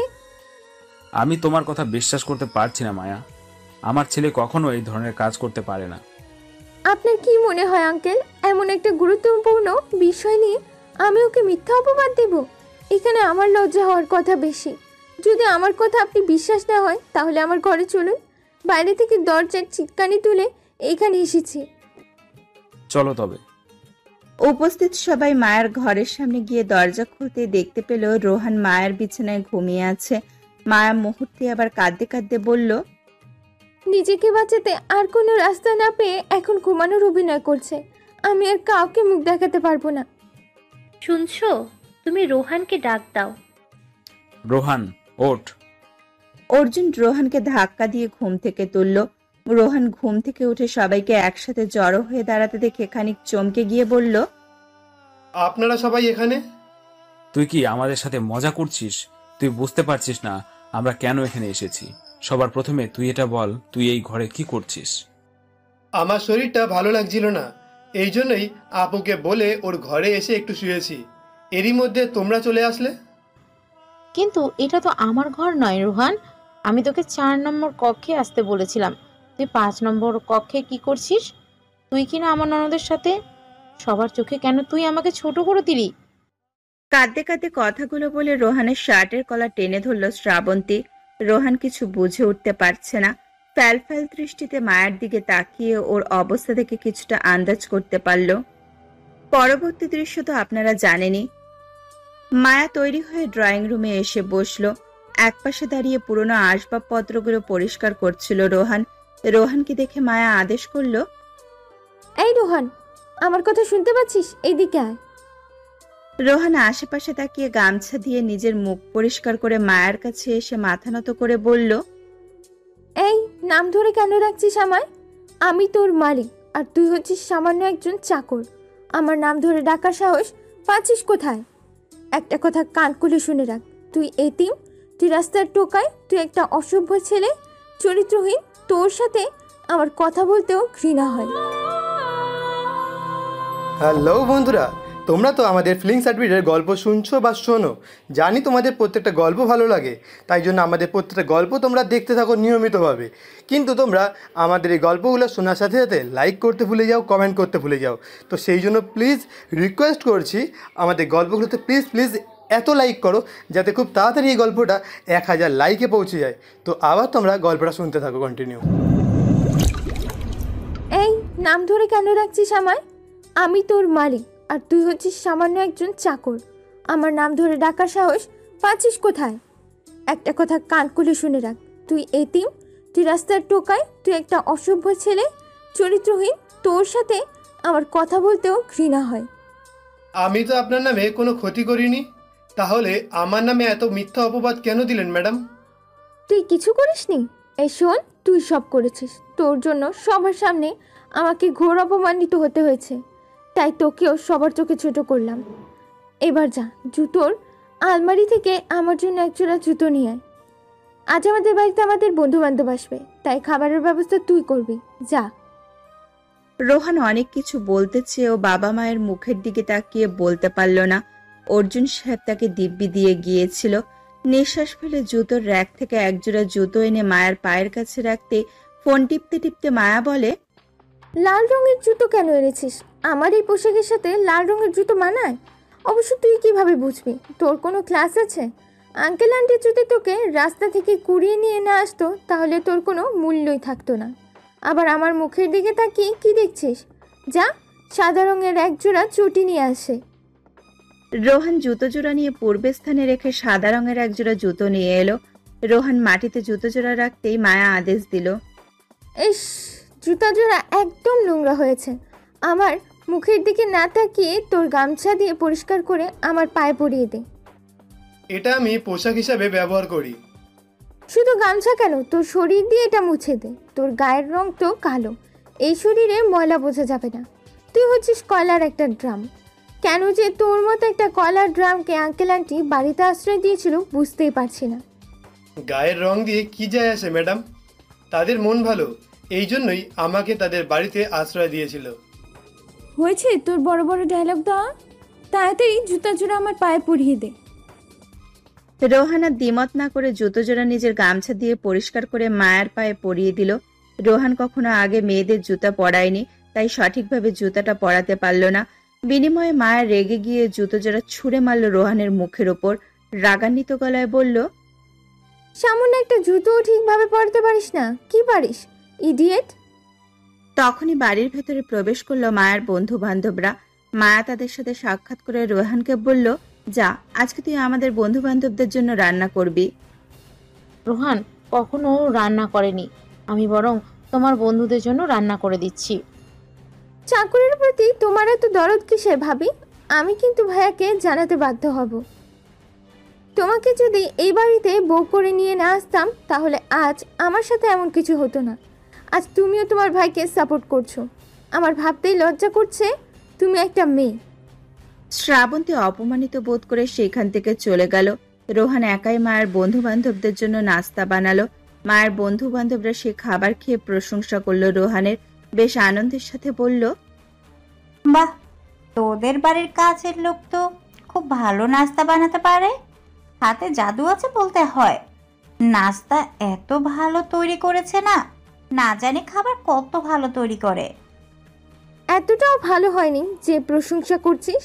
এদের প্রশংসা করা মানে মাথায় তুলে নাচানো। এই ছোট লোক রোহানের বাচ্চা, আমার দিকে তাকিয়ে কি দেখছিস? একটু থালা বাসনগুলো পরিষ্কার কর গিয়ে। এভাবে বলিস না মায়া, পরিশ্রম করে রান্না করেছে, একটু প্রশংসা তো করতেই পারিস। আচ্ছা, কত টাকা দিয়ে এই কাজের লোকটাকে রেখেছিস? এমন কাজের লোক পেলে মন্দ হয় না। থামবি তোরা? এর মধ্যে একটা কালো কুৎসিত দেখতে ছেলেকে আমি টাকা দিয়ে কেন রাখতে যাব? দুবেলা দুমুঠো খেতে পাই, এটাই অনেক। অপমানিত বোধ করে সেখান থেকে নিজের ঘরে চলে গেল রোহান। হালকা একটু রান্না করে তার বুকে ব্যথা শুরু হয়েছে। মায়া তার বন্ধু বান্ধবদের সাথে আরো কিছুক্ষণ আড্ডা দিতে লাগলো। পরদিন সকালবেলা ভার্সিটির উদ্দেশ্যে তৈরি হয়ে বের হয়েছে মায়া। বাড়ির বউ হিসাবে শ্রাবন্তী তখন রান্নাঘরে সবার জন্য নাস্তা তৈরি করছিল। আশেপাশে মায়া রোহানকে খুঁজতে খুঁজতে রান্নাঘরে গিয়ে শ্রাবন্তীকে উদ্দেশ্য করে বলল, ছোট লোকটাকে দেখেছো ভাবি? ওকে তাড়াতাড়ি ডেকে এনে দাও, আমি এখন বাইরে যাব, আর বডিগার্ড হিসেবে ও সবসময় আমার সাথে থাকবে। এরকম ভাবে বলো না মায়া, ও যতই হোক আমার ভাই, তাই আমার সামনে প্লিজ ওকে এইসব বাজে নামে ডেকো না। কুড়িয়ে পাওয়া ভাইয়ের জন্য দরদ উঠলে উঠছে, নাটক যত সব। আর একবার নিজের ভাইকে নিয়ে সাপোর্ট করুক, ওই ভাবিরও এই বাড়িতে থাকা বের করে দেব। শ্রাবন্তী দারোয়ানের ঘরে গিয়ে রোহানকে ডেকে নিয়ে এলো। মায়ের সাথে রোহান বেরিয়ে গেল ভার্সিটির উদ্দেশ্যে। তবে রাস্তায় বের হয়ে দেখা গেল মায়া ভার্সিটিতে যাচ্ছে না। রিক্সা ডেকে রিক্সায় চড়ে রোহানকে উদ্দেশ্য করে বলল, আমি রিক্সায় যাচ্ছি, তুই পেছনে চলে আয়। রোহান যখন আবার রিক্সা ডাকবে তখন মায়া বলে উঠল, এই শোন, চাকরদের রিক্সায় মানা না, তুই পেছনে পেছনে হাঁটতে হাঁটতে চলে আয়। না পারলে দৌড়ায়। রিক্সা গতিশীল হওয়ার পর দেখা গেল রোহান হেঁটে কুল করতে পারছে না। রিক্সার পেছন পেছন দৌড়াতে দৌড়াতে চলল। অনেকটা দূরে একটা ব্রিজের ওপরে মায়ের রিক্সা থামলো। রোহান সেখানে যেতেই মায়া নিজের ব্যবহারের স্বর্ণের আংটিটা পানিতে ফেলে দিয়ে বলল, গত জন্মদিনে আমার বাবা ইতালি থেকে আমার জন্য স্বর্ণের একটা রিং এনেছিল। এখান দিয়ে যাওয়ার সময় হঠাৎ পানিতে পড়ে গেছে। রিংটা আমার কাছে অনেক গুরুত্বপূর্ণ, তুই পানিতে লাফ দিয়ে আমার রিংটা তুলে নিয়ে আয়। ম্যাডাম, আমি আপনাকে আরেকটা রিং কিনে দেব, দয়া করে এই ঠান্ডা পানিতে আমাকে নামতে বলবেন না। মায়া রিক্সা থেকে নেমে একের পর এক আঘাত করতে থাকলো রোহানের গালে। রোহান কোনো কথা না বলে মাথা নিচু করে আছে আর সহ্য করছে মায়ের নির্যাতন। তোকে কি বললাম, শুনতে পাসনি? এই রিংটা আমার কাছে অনেক গুরুত্বপূর্ণ। আমাকে টাকার গরম না দেখিয়ে পানি থেকে রিংটা তুলে নিয়ে আয়। আমি তুলে নিয়ে এসেছি ম্যাডাম। রোহান পানিতে ঝাঁপ দিয়ে মায়ের রিং খোঁজার চেষ্টা করছে। ইচ্ছাকৃত মায়ের রিংটা ফেলেছে রোহানকে শাস্তি দেওয়ার জন্য। রোহান সব বুঝেও না বোঝার ভান করে পানিতে রিং খোঁজার চেষ্টা করছে। বেশ কিছুক্ষণ খোঁজার পরেও রিংটা পেল না, তাই বাধ্য হয়ে হার মেনে নিল। ম্যাডাম, পাচ্ছি না। ওখানেই আছে, ভালোভাবে খুঁজে দেখ। ফের আবার খুঁজতে লাগলো মায়ের রিং। দ্বিতীয়বারে রোহান মায়ের রিং খুঁজে না পেয়ে জানালে আবার তাকে খুঁজতে বলল মায়া। বেশ কিছুক্ষণ চেষ্টা করে রোহান মায়ের রিং পানি থেকে উদ্ধার করতে পারে। মায়া হাসি দিয়ে বলল, ধন্যবাদ তোকে। দুঃখের সাথে জানাচ্ছি এই ভেজা অবস্থায় তোকে আমার সাথে থাকতে হবে। তবুও রোহান কোনো কথা বলে না। সারাদিন ভেজা অবস্থায় রোহান মায়ের সাথে কাটিয়েছে। রাতে রোহানের গায়ে ধুম জ্বর এলো। প্রচন্ড জ্বরে রোহান কাঁপছিল, অথচ কেউ জলপট্টি দিয়ে দিল না। টানা 1 সপ্তাহ রোহানের ওপরে যথেষ্ট নির্যাতন চালালো মায়া। জ্বর শরীরের ওপরেও বিন্দুমাত্র মায়া জন্মালো না তার। শাওন শ্রাবন্তীকে রেখে সিলেট চলে গেছে। বর্তমানে সকালে নাস্তা তৈরি করছিল শ্রাবন্তী। ময়দা মাখতে গিয়ে লক্ষ্য করলো ময়দা ফুরিয়ে এসেছে। ছুটে এসে তার শাশুড়িকে বলল, মা, আমি সকালের জন্য নাস্তা বানাবো, কিন্তু ময়দা ফুরিয়ে গেছে। কাউকে দিয়ে যদি ময়দা আনাতেন। তোমার কুলাঙ্গার ভাইটা কোথায়? ওকে কি বসে বসে খাওয়ানোর জন্য রেখেছিলাম? তাকে কান ধরে টেনে দোকানে পাঠাও। আচ্ছা বলে শ্রাবন্তী চলে গেল রোহানের কাছে। ঘরের ভিতরে প্রবেশ করে দেখতে পারল রোহান প্রচন্ড কাঁপছে। কৌতূহলবশত মাথায় হাত দিতেই ওর হাত পুড়ে উঠল। মনে মনে প্রচন্ড মায়া হলেও শ্রাবন্তী নিজের সিদ্ধান্তে অনড় থেকে রোহানকে ধাক্কা দিয়ে বলল, রোহান, ঘুম থেকে ওঠ, কিছু বাজার লাগবে। টাকা ও ব্যাগ নিয়ে দোকানে যা। রোহান টাকা ও ব্যাগ নিয়ে কাঁপতে কাঁপতে বাড়ি থেকে বের হয়ে গেল। দোকান পর্যন্ত পৌঁছানোর আগে জ্বরের ঘোরে মাথা ঘুরে রাস্তায় পড়ে গেল রোহান। মুহূর্তেই রাস্তায় ভিড় জমে গেল। একটা গাড়ি এসে থামলো ভিড়ের সামনে। পঙ্কজ বর্মন নামের এক ব্যবসায়ী গাড়ি থেকে নেমে রোহানের এমন অবস্থা দেখে দ্রুত হাসপাতালে নিয়ে গেল। চিকিৎসার পরে জ্ঞান ফিরল রোহানের। জ্বরে আক্রান্ত শরীর নিয়ে উঠে বসতেই পঙ্কজ বর্মন বলেন, কেমন লাগছে শরীর? জি, এখন ভালো লাগছে। আপনি কে? আমি তোমাকে এখানে নিয়ে এসেছি। আমি পঙ্কজ বর্মন। রাস্তায় তোমাকে পড়ে থাকতে দেখে হাসপাতালে নিয়ে এসেছি। এই অসুস্থ শরীর নিয়ে কোথায় যাচ্ছিলে? একটু বাজারে গেছিলাম। চলো, তোমাকে আমি বাড়িতে পৌঁছে দিই। নিশ্চয়ই তোমার পরিবারের সদস্যরা তোমাকে নিয়ে চিন্তা করছে। না, কেউ আমাকে নিয়ে চিন্তা করছে না। চিন্তা করার মতো কেউ নেই। ওই বাড়িটা আমার জন্য জেলখানা। আমি আর সেখানে ফিরে যেতে চাই না। আপনার নাম আমি অনেক শুনেছি। আপনি আমার আইডল। আপনি আমাকে একটা কাজের ব্যবস্থা করে দিতে পারবেন? সেটা পারবো, তবে আমাকে বলো কি নিয়ে তুমি এত আপসেট হয়ে আছো? আমাকে নিশ্চিন্তে বলতে পারো। রোহান তার সাথে ঘটে যাওয়া সবকিছু খুলে বলল পঙ্কজ বর্মনকে। তিনিও হতভম্ব সেই ঘটনাগুলো শুনে চোখ থেকে চশমা খুলে বললেন, তোমার সাথে যেটা হয়েছে সেটা ঠিক নয়। তুমি আমার কোম্পানিতে জয়েন করে স্বাবলম্বী হয়ে ওঠো। আমি আছি তোমার পাশেই। অসুস্থ রোহান পঙ্কজ বর্মনের বাড়িতে এলো। পঙ্কজ বর্মনের এক মেয়ে, তার স্ত্রী কয়েক বছর আগে মৃত্যুবরণ করেছে। একমাত্র মেয়ে হিসেবে মারিয়া তার চোখের মনে। হেডফোন দিয়ে গান শুনছিল মারিয়া। তার বাবাকে দেখে ছুটে গিয়ে জড়িয়ে ধরে বলল, কোথায় গিয়েছিলে তুমি?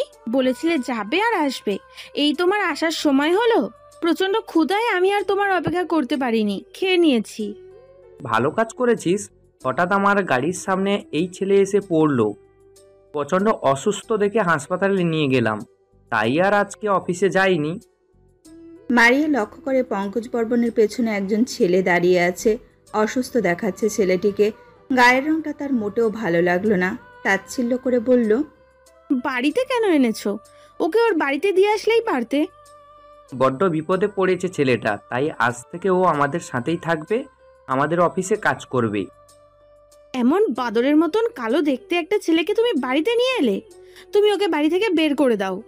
মারিয়া, সম্মান দিয়ে কথা বলো।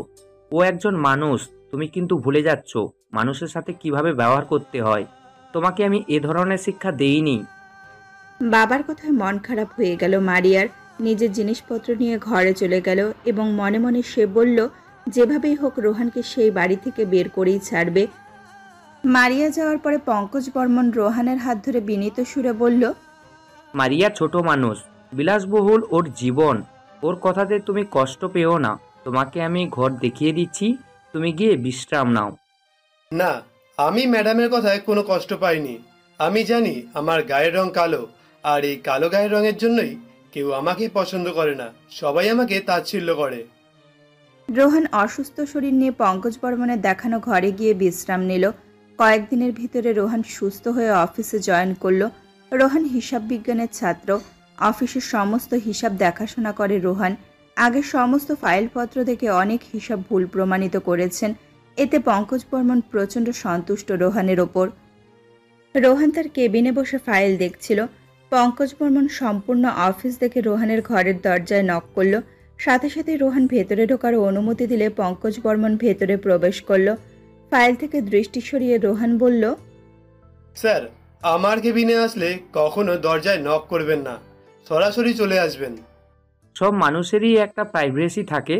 তুমি আমার পরিচিত বলে আমি সেই প্রাইভেসিটা তোমাকে দিব না, এমন মানুষ আমি নই। আজকে কোনো ঝামেলা পেয়েছো?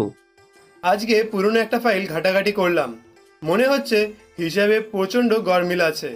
ম্যানেজার সাহেব এই ফাইলগুলো দেখেও বুঝতে পারেনি। তখনই দরজায় নক করলো ম্যানেজার সাহেব ভিকে। তাকে প্রবেশের অনুমতি দিলে ভেতরে এসে পঙ্কজ বর্মনকে সম্মান দিয়ে বিনীত সুরে বলল, স্যার, মারিয়ার সাথে কথা বলেছিলেন? কথা হয়েছিল, তোমার সাথে বিয়েতে মারিয়া মত দেয়নি। ও এখন বিয়ের ব্যাপারে কিছু ভাবছে না। এসবের মানে কি স্যার? প্রথম থেকে আপনি আমাকে বলেছিলেন জামাই করবেন। আপনার কথার জন্য আমি এখনও বিয়ে করিনি। একতরফা স্বপ্ন দেখেছিলাম মারিয়াকে নিয়ে। হঠাৎ করে যদি আপনি বিয়েতে নাচক করে দেন, সেটা আমার পক্ষে মেনে নেওয়া সম্ভব নয়। প্রয়োজনে আমি আদালতে মামলা করব। নিজের সম্মান বাঁচাতে চাইলে মারিয়াকে বোঝান। নিজের মতো জানিয়ে চলে গেল ভিকি। পঙ্কজ বর্মন মাথায় হাত দিয়ে ভাবছে কি করা যায়। রোহান বিষয়টা বুঝতে না পেরে পঙ্কজ বর্মনকে প্রশ্ন করল, স্যার, কি বিষয় নিয়ে মামলা করবে? আসলে ভিকির বাবা আগে আমাদের এই অফিসের ম্যানেজার ছিল। বাবার সমস্যার পর এখনও ম্যানেজারই করছে। ভিকির সাথে মারিয়ার খুব ভালো সম্পর্ক, তাই এক পর্যায়ে ভিকি মারিয়াকে বিয়ের প্রস্তাব দিয়েছিল আমার কাছেই। আমি তখন মেনে না নিলেও পরবর্তীতে ভিকির কাজকর্মে মুগ্ধ হয়ে কথা বলেছিলাম। মানে ও কোম্পানিতে জয়েন করার 1 বছরের মাঝেই আমরা টপ ব্যবসায়ী অ্যাওয়ার্ড পেয়েছিলাম, কিন্তু মারিয়া ভিকিকে বিয়ে করবে না বলে জানিয়ে দিয়েছে।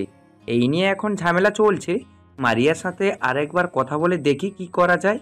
মেয়েটার ইচ্ছের বিরুদ্ধে গিয়ে ওকে আমি জলে ফেলে দিতে পারি না। মেয়েকে নিয়ে সারাদিন দুশ্চিন্তা করে সন্ধ্যার সময় বাড়িতে ফিরলেন পঙ্কজ বর্মন ও রোহান। গিয়ে দেখতে পারল এখনও তার মেয়ে মারিয়া টিউশন থেকে বাড়িতে ফেরেনি। পঙ্কজ বর্মন অস্থিরতা নিয়ে ফ্রেশ হয়ে ড্রয়িং রুমে বসে অপেক্ষা করতে লাগলেন তার মেয়ে ফেরার। কিছুক্ষণ পর মারিয়া টিউশন থেকে বাড়িতে ফিরলে পঙ্কজ বর্মন তাকে ডেকে বললেন, মারিয়া, আজকে বাড়িতে ফিরতে এত দেরি করলি কেন মা? আজকে শরীরটা ভালো লাগছিল না বাবা, তাই কলেজ থেকে বাড়িতে না ফিরে একবারে টিউশন করেই বাড়িতে এসেছি। সামনে আমার পরীক্ষা, এই সময় টিউশন মিস দিলে একদম হবে না। তোর সাথে ভিকির ব্যাপারে নিয়ে আমার একটু কথা আছে। তুই কি সত্যি ভিকিকে পছন্দ করিস না? একটা ব্যাপার নিয়ে আর কতদিন তুমি আমাকে জিজ্ঞাসা করবে বাবা? ভিকি আমার খুব ভালো বন্ধু ছিল, এখন ওর সাথে আমার সম্পর্কটা ততটা ভালো নয়। আর তাছাড়া বন্ধু বলেই যে তাকে বিয়ে করতে হবে এমন তো কোনো কথা নেই।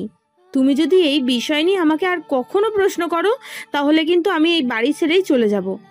তুই তো জানিস আমি ভিকিকে কথা দিয়েছি তোকে ওর হাতে তুলে দেব। এখন যদি আমি আমার কথা রাখতে না পারি তাহলে ভিকি আমাকে ওয়ার্নিং দিয়েছে, ও আমার নামে মামলা করবে। এই পরিস্থিতিতে আমি কি করতে পারি বল আমাকে। রোহন পাশে দাঁড়িয়ে শুনছিল পঙ্কজ ও মারিয়ার কথা। বিষয়টা লক্ষ্য করে মারিয়া বলল, এই কালো কুচকুচে দাঁড়কাক, এখানে দাঁড়িয়ে রঙ্গতামাশা দেখছিস? তোকে না কতদিন বলেছি আমার আশেপাশে আসবি না, তবুও তুই আমার সামনে দাঁড়িয়ে আছিস কোন সাহসে? এখান থেকে যা। মারিয়া, ঠিকভাবে কথা বলো। রোহান এখান থেকে কোথাও যাবে না। তুমি যে বিষয়টা ওর থেকে আড়াল করার চেষ্টা করছো, সেই বিষয়টা নিয়ে ওর সামনেই আমাকে ওয়ার্নিং দিয়েছে ভিকি। যখন শুরুতেই ছিল তাহলে শেষটাতেও থাকুক। ওর এত বড় সাহস, আমাদের খেয়ে আমাদের পড়ে আবার আমাদেরকেই হুমকি দিচ্ছে। যে থালায় খাচ্ছে সেই থালাতেই ফুটো করছে। এই জন্যই বলে কাউকে বেশি লাই দিতে নেই। ওর সাথে আমার অনেক বোঝাপড়া আছে। এমনিতেই মাথা ব্যথার কারণে মারিয়া বিরক্ত ছিল, পাশাপাশি রোহানকে তার সামনে দেখে মাথাটা গরম হয়ে উঠেছে। এবার ভিকির কথা শুনে সে আর নিজেকে শান্ত রাখতে পারল না, রওনা হলো ভিকির বাড়ির দিকে। পঙ্কজ বর্মন মারিয়াকে বাধা দিয়ে বলল, এভাবে হন্ততন্ত হয়ে কোথায় যাচ্ছিস তুই? অফিস এখন বন্ধ, ছুটি হয়ে গেছে আরও আগে। এখন অফিসে দারোয়ান ছাড়া আর কেউ নেই। তুই গিয়ে ভিকিকে কিভাবে পাবি? আমি ভিকির বাড়িতে যাব। ও আমার বাবাকে হুমকি দিয়েছে। ওকে এত সহজে আমি ছেড়ে দেব না। ম্যাডাম, ভিকি স্যার ভালো মানুষ না। সে অফিসের বিভিন্ন ফাইলের হিসাব গড়মিল করে রেখেছে। এখন সেগুলো ধরিয়ে দিয়েছি বলে বিয়ের জন্য উঠে পড়ে লেগেছে। আপনি একা সেখানে গেলে বিপদে পড়বেন। যদি কিছু মনে না করেন তাহলে আমাকে আপনার সাথে নিয়ে যান। তুই তো নিজেই একটা আপদ, তোকে নিয়ে যাওয়ার কোনো প্রশ্নই ওঠে না। সামনে থেকে সর। ম্যাডাম, ভিকি স্যার একা একটা ফ্ল্যাটে ভাড়া থাকে। সেখানে আপনার যাওয়া বিপজ্জনক। দয়া করে রাগের মাথায় ভুল সিদ্ধান্ত নেবেন না। প্রয়োজনে আমাকে নিয়ে যান, আর না হলে আপনাকে যেতে হবে না। কালকে সকালে গিয়ে ভিকি স্যারের সাথে সরাসরি কথা বলবেন। মারিয়া রোহানের কথায় বেজায় রেগে গিয়ে রোহানের গালে ঠাস ঠাস করে চড় বসিয়ে দিল। অতঃপর প্রবল রাগ নিয়ে বলল, ছোট লোকের বাচ্চা, এখন তোর কাছ থেকে আমাকে জানতে হবে যে আমি কি করব না করব? আমার বাবা তোর কথা শুনে বলে আমি তোর কথা মানবো ভাবছিস? সামনে থেকে সর, দাঁড়কাক কোথাকার। বলেই মারিয়া হন হন করে বাড়ি থেকে বের হয়ে গেল। রোহান মারিয়ার পেছনে পেছনে গিয়ে বারবার মারিয়াকে একা না যাওয়ার জন্য মিনতি করল। মারিয়া রোহানের কথা না শুনে নিজের স্কুটিতে করে ভিকির বাড়ির দিকে চলে গেল। রোহান বাইরে পায়চারি করতে করতে অস্থির হয়ে উঠল মারিয়ার কথা ভেবে। মেয়েটা রাগের মাথায় এমন সিদ্ধান্ত নিয়েছে, তাকে কিছুতেই একা ছেড়ে দেওয়া সম্ভব নয়। তাই ছুটে বাড়ির ভেতরে গিয়ে পঙ্কজ বর্মনকে বলল, স্যার, ম্যাডাম আমার কথা না শুনেই চলে গেছে। আপনার গাড়ির চাবি দিন, আমি তার পিছনে গিয়ে তাকে পাহারা দেব। পঙ্কজ বর্মন চাবি দিয়ে সোফায় বসে অপেক্ষা করতে লাগলো মারিয়া ফেরার। রোহান চাবি নিয়ে হন্যে হয়ে বেরিয়ে গেল ভিকির ফ্ল্যাটের উদ্দেশ্যে। ভিকির ফ্ল্যাটের সামনে এসে অনবরত দরজা ধাক্কা দিয়ে চলেছে মারিয়া। কিছুক্ষণের ভেতরে ভিকি দরজা খুলে রাগান্বিত গলায় বলল, এখানে কি তোর বাপের দারোয়ান রেখে গিয়েছিস? এত জোরে দরজা ধাক্কা দিচ্ছিস কেন শালা? দরজা খোল। পরক্ষণে মারিয়াকে দেখে চুপসে গেল ভিকি।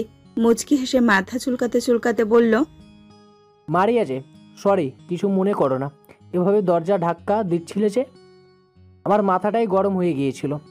আমাকে কিছু না জানিয়ে হঠাৎ আমার ফ্ল্যাটে চলে আসলে যে? অন্তত আমাকে একবার জানাতে পারতে। তোমার সাথে আমার কথা আছে, ফ্ল্যাটের ভিতরে যেতে পারি?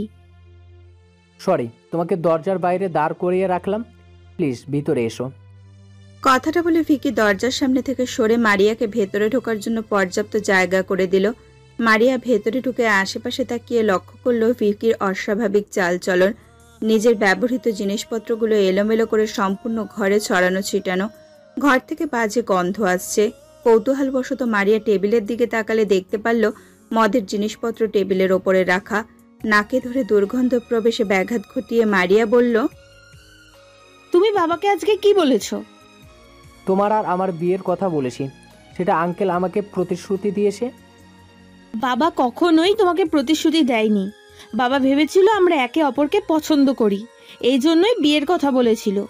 বিয়ের প্রতিশ্রুতি তখনই হয় যখন দুজনের মত থাকে বিয়েতে। এই বিয়েতে আমার কোনো মতই নেই। এই বিষয় নিয়ে তুমি আর বাবাকে কোনো কথা বলবে না। কেন মারিয়া? আমি দেখতে সুন্দর নই? আমাকে তুমি বিয়ে করলে সুখী হবে। একবার আমাকে তুমি ভরসা করে দেখো। যদি তুমি আমাকে বিয়ে করতে রাজি না হও তাহলে আমি অন্য ব্যবস্থা নিতে বাধ্য হব। কি করবে? আমার বাবাকে জেলে দেবে? How dare you! তোমার সাহস হয় কিভাবে এই কথা বলার? আমার বাবার অফিসে কাজ করে তোমার বাবা তোমাকে মানুষ করেছে, এখন তুমি আমার বাবার অফিসে কাজ করছো, আবার আমার বাবাকে জেলে পাঠানোর হুমকি দিচ্ছ। তুমি বোধহয় জানো না আমাদের ক্ষমতা সম্পর্কে। তোমার ক্ষমতা সম্পর্কে জানার আমার কোনো আগ্রহ নেই। তোমার বাবা যে কথা দিয়েছে তা রাখতেই হবে। আমিও দেখতে চাই তুমি কি করতে পারো। কথাটা বলে মারিয়া বাড়ি থেকে বের হয়ে যাওয়ার চেষ্টা করলে ভিকি ওর হাত ধরে ফেলল। মারিয়াও রেগে চর বসিয়ে দিল গালে। এতে আরও রেগে মারিয়ার গাল চেপে ধরল ভিকি। ভিকির হাতের চোখালো নখে মারিয়ার গালে দাগ পড়ল। মারিয়া ব্যথায় ছটফট করতে ভিকি দাঁতে দাঁত চেপে বলল, তোর মতো সামান্য একটা মেয়ে আমাকে হুমকি দিচ্ছে। আমি কি করতে পারি তুই দেখতে চাস? তাহলে আজ তোকে আমি দেখাবো এই ভিকি কি করতে পারে। আমার ফ্ল্যাটে তুই নিজের ইচ্ছাতে আসলেও এখান থেকে বের হয়ে যাওয়ার অনুমতি আমি তোকে দেব না। আজকে তোর এমন অবস্থা করব আমি, তোর বাবা আমার হাতে পায়ে ধরে আগতি মিনতি করবে তোর সাথে বিয়ে দেওয়ার জন্য। পুরো শহর তোকে দেখে ছি ছি করবে। তুই নিজেই নিজের কাছে মুখ দেখাতে পারবি না। ছাড় আমাকে, খুব খারাপ হয়ে যাবে বলে দিলাম। ভিকি কোনো কথা না বলে মারিয়ার সাথে অসভ্যতা শুরু করে দিল। একজন পুরুষ মানুষের শক্তির কাছে নারীর শক্তি তুচ্ছ। মারিয়াকে নিজের আয়ত্তে আনতে ফুলদানি দিয়ে আঘাত করলো মারিয়ার মাথায়। মুহূর্তেই মারিয়ার মাথা ফেটে রক্ত গড়িয়ে পড়তে লাগলো। নিমেষেই জ্ঞান হারিয়ে ফেলল মারিয়া। মারিয়াকে মাটিতে ফেলে ভিকি পৈশাচিক হাসি দিয়ে বলল, এই ভিকি যেটা চাই সেটাই হয়, যদি সেটা না পায় তাহলে জোর করে কেড়ে নেয়। আজ এখানে এসে তুই অনেক বড় ভুল করেছিস মারিয়া। সেই ভুলের প্রায়শ্চিত্ত তোকে সারা জীবন দিয়ে করতে হবে। তোর প্রতি আমার কোনো লোভ নেই। আমার লোভ তোর বাবার ব্যবসার ওপরে, আর সেই ব্যবসা নিজের করে পেতে হলে তোকে আমার প্রয়োজন। তুই হচ্ছিস আমার দাবার গুঠি। কাকতালীয়ভাবে তখনই সেখানে এসে উপস্থিত হলো রোহান। উপস্থিত ঘটনা দেখে রোহানের মাথায় রক্ত চলাচল বন্ধ হয়ে গেল। মারিয়ার মাথা থেকে রক্ত বেরিয়ে সাদা ফ্লোর মেখে গেছে। ছুটে গিয়ে মারিয়াকে ধরে ভিকিকে উদ্দেশ্য করে বলল, তুই ওর সাথে কি করেছিস? মারিয়া ম্যাডাম, এই যে আমি এসেছি, চোখ মেলে তাকান। তুই এখানে কি করছিস? এখানে কিভাবে এলি? যদি নিজের ভালো চাস তাহলে ওকে রেখে এখান থেকে চলে যা, না হলে ওর মতো তোরও অবস্থা এমন হবে। সেটা একটু পরেই তুই দেখতে পারবি কার অবস্থা কেমন হয়। কথাটা বলে রোহান ভিকির উপরে ঝাঁপিয়ে পড়ল। শুরু হয়ে গেল দুজনের ধস্তাধস্তি। মারিয়াকে যে ফুলদানি দিয়ে ভিকি আঘাত করেছিল সেই একই ফুলদানি দিয়ে রোহান আঘাত করলো ভিকির মাথায়। পেছনের দিকে আঘাত করার কারণে মুহূর্তের মাঝে ভিকি মাথায় হাত দিয়ে মাটিতে পড়ে গেল। ফুলদানিটা মেঝেতে ফেলে দিয়ে রোহান মারিয়াকে কোলে তুলে নিল। অতঃপর বেরিয়ে যেতে যেতে আরও একবার রাগান্বিত দৃষ্টিতে তাকালো ভিকির দিকে। যে ছেলেটা অসহায় একটা মেয়ের দুর্বলতার সুযোগ নিতে পারে তাকে কিছুতেই ছেড়ে দেবে না রোহান। মারিয়াকে নিয়ে গাড়িতে করে রোহান বাড়ির উদ্দেশ্যে রওনা হলো। মারিয়ার মাথা থেকে এখনো রক্ত ঝরছে। এভাবে রক্ত ঝরতে থাকলে মারিয়ার রক্ত শূন্যতা দেখা দেবে। তাই নিজের পরনের শার্ট খুলে মারিয়ার মাথায় বেঁধে দিল। গাড়ি স্টার্ট দিয়ে ডাক্তারকে কল দিয়ে বাড়িতে আসতে বলল। রোহানের কোলে চেতনাহীন মারিয়াকে দেখে ভয় পেয়ে গেল পঙ্কজ বর্মন। আঁতকে উঠে বললেন, কি হয়েছে মারিয়ার? ওর মাথা থেকে এত রক্ত ঝরছে কিভাবে? মারিয়া ঠিক আছে তো? আঙ্কেল, আপনি দুশ্চিন্তা করবেন না, মারিয়া ঠিক আছে। দুজনেই মারামারি লাগিয়ে দিয়েছিল। গিয়ে দেখি দুজনের মাথায় আঘাত করে মাটিতে পড়ে আছে। দেরি না করে মারিয়াকে আমি বাড়িতে নিয়ে এসেছি। রোহান খুব সাবধানে পঙ্কজ বর্মনের থেকে সত্যিটা লুকিয়ে গেল। সত্যিটা জানতে পারলে পঙ্কজ বর্মন ভেঙে পড়বেন। মেয়ের অবস্থা আশঙ্কাজনক ভেবে পঙ্কজ বর্মন পুনরায় ডাক্তারকে ফোন করলে রোহান জানায়, স্যার, আপনাকে এইসব নিয়ে এত ব্যস্ত হতে হবে না। আমি ডাক্তারকে কল করে এখানে আসতে বলেছি। তাহলে এখানে আর না রেখে ওর ঘরে নিয়ে যাও। রোহান মারিয়াকে 5 কোলে করে ওর ঘরে নিয়ে রাখলো। কিছুক্ষণ পর ডাক্তার এসে মারিয়ার মাথা ড্রেসিং করে ব্যান্ডেজ করে দিল। ইঞ্জেকশন পুশ করে বললেন, আপনার মেয়ের রাগ সবসময় থাকে মাথায়। রক্তের চাপ প্রবল, মাথা বেশি ফাটেনি। মনে হচ্ছে কেউ আঘাত করেছে। চিন্তার কোনো কারণ নেই, আমি মাথা ব্যান্ডেজ করে দিয়েছি। মাসখানেকের ভেতরে সুস্থ হয়ে যাবে। ইঞ্জেকশন দিয়েছি আজ রাতে, আর জ্ঞান ফিরবে না। আপনারা যত্ন নিয়েন, উত্তেজিত যাতে না হয় সেদিকে খেয়াল রাখবেন। মাথায় সেলাই লাগেনি? হালকা ফেটেছে, বেশি কাটলে আমি নিজেই মাথায় সেলাই করতাম। আজ আমি উঠি, রোগীকে দুধ খাওয়াবেন না? রোহান ডাক্তারকে তার গন্তব্যে দিয়ে ফিরে এলো। পঙ্কজ বর্মন বেশ উৎফুল্ল হয়ে রোহানকে বলল, তুই বলেছিস দুজনেই মাটিতে পড়েছিল, ভিকির মাথায় নিশ্চয়ই বেশি আঘাত লেগেছে। ম্যাডামের অবস্থা দেখার পরে আমি আর ভিকি স্যারের দিকে তাকানোর সময় পাইনি, ম্যাডামকে নিয়ে সোজা বাড়িতে চলে এসেছি। তুই এটা একদম ঠিক করিসনি। অন্তত ওর জন্য একটা ডাক্তারের ব্যবস্থা করে দিতে পারতিস। রাগের বশে মেয়েটা আমার কি থেকে কি করে ফেলেছে ওই ভালো জানে। আমার মেয়ে একদম ওর মায়ের মতো হয়েছে, গুন্ডা টাইপের। এতটাই গুন্ডা টাইপের হয়েছে আসল গুন্ডারা ওর কাছে হার মানবেই। আমার মেয়ে তখন একদম ছোট নবজাতক শিশু। ডাক্তার সবার প্রথমে ওকে আমার কোলে তুলে দিয়েছিল, আমি ওকে কোলে আদর করছিলাম। তখন ও প্রচণ্ড জোরে আমার নাকে আঘাত করেছিল, এতটাই জোরে যে আমার নাক থেকে রক্ত বের হয়েছিল। বুঝতে পারছিস, ছোট থাকতে আমার নাক ফাটিয়ে ফেলেছি, মারপিট ও রক্তে আছি। তাই আমি আগেই বুঝতে পেরেছি আজ ভিকির খবর আছে। এই জন্যই তো ভাবছিলাম কিভাবে অসাধ্য সাধন করেছেন ম্যাডাম। এরপরে মনে মনে ভাবছি, রাগ তো অনেকই আছে, কিন্তু সেই রাগ কাজের নয়। ঠিক সময় আমি যদি সেখানে পৌঁছাতে না পারতাম, আজ বড় মুখ করে কথাগুলো আমি শুনতে পারতাম না। রোহান পঙ্কজ বর্মনের হাত দুটি ধরে করুণ গলায় অনুমতি চাইল তার গৃহত্যাগের। স্যার, মারিয়া ম্যাডাম আমাকে সহ্য করতে পারে না।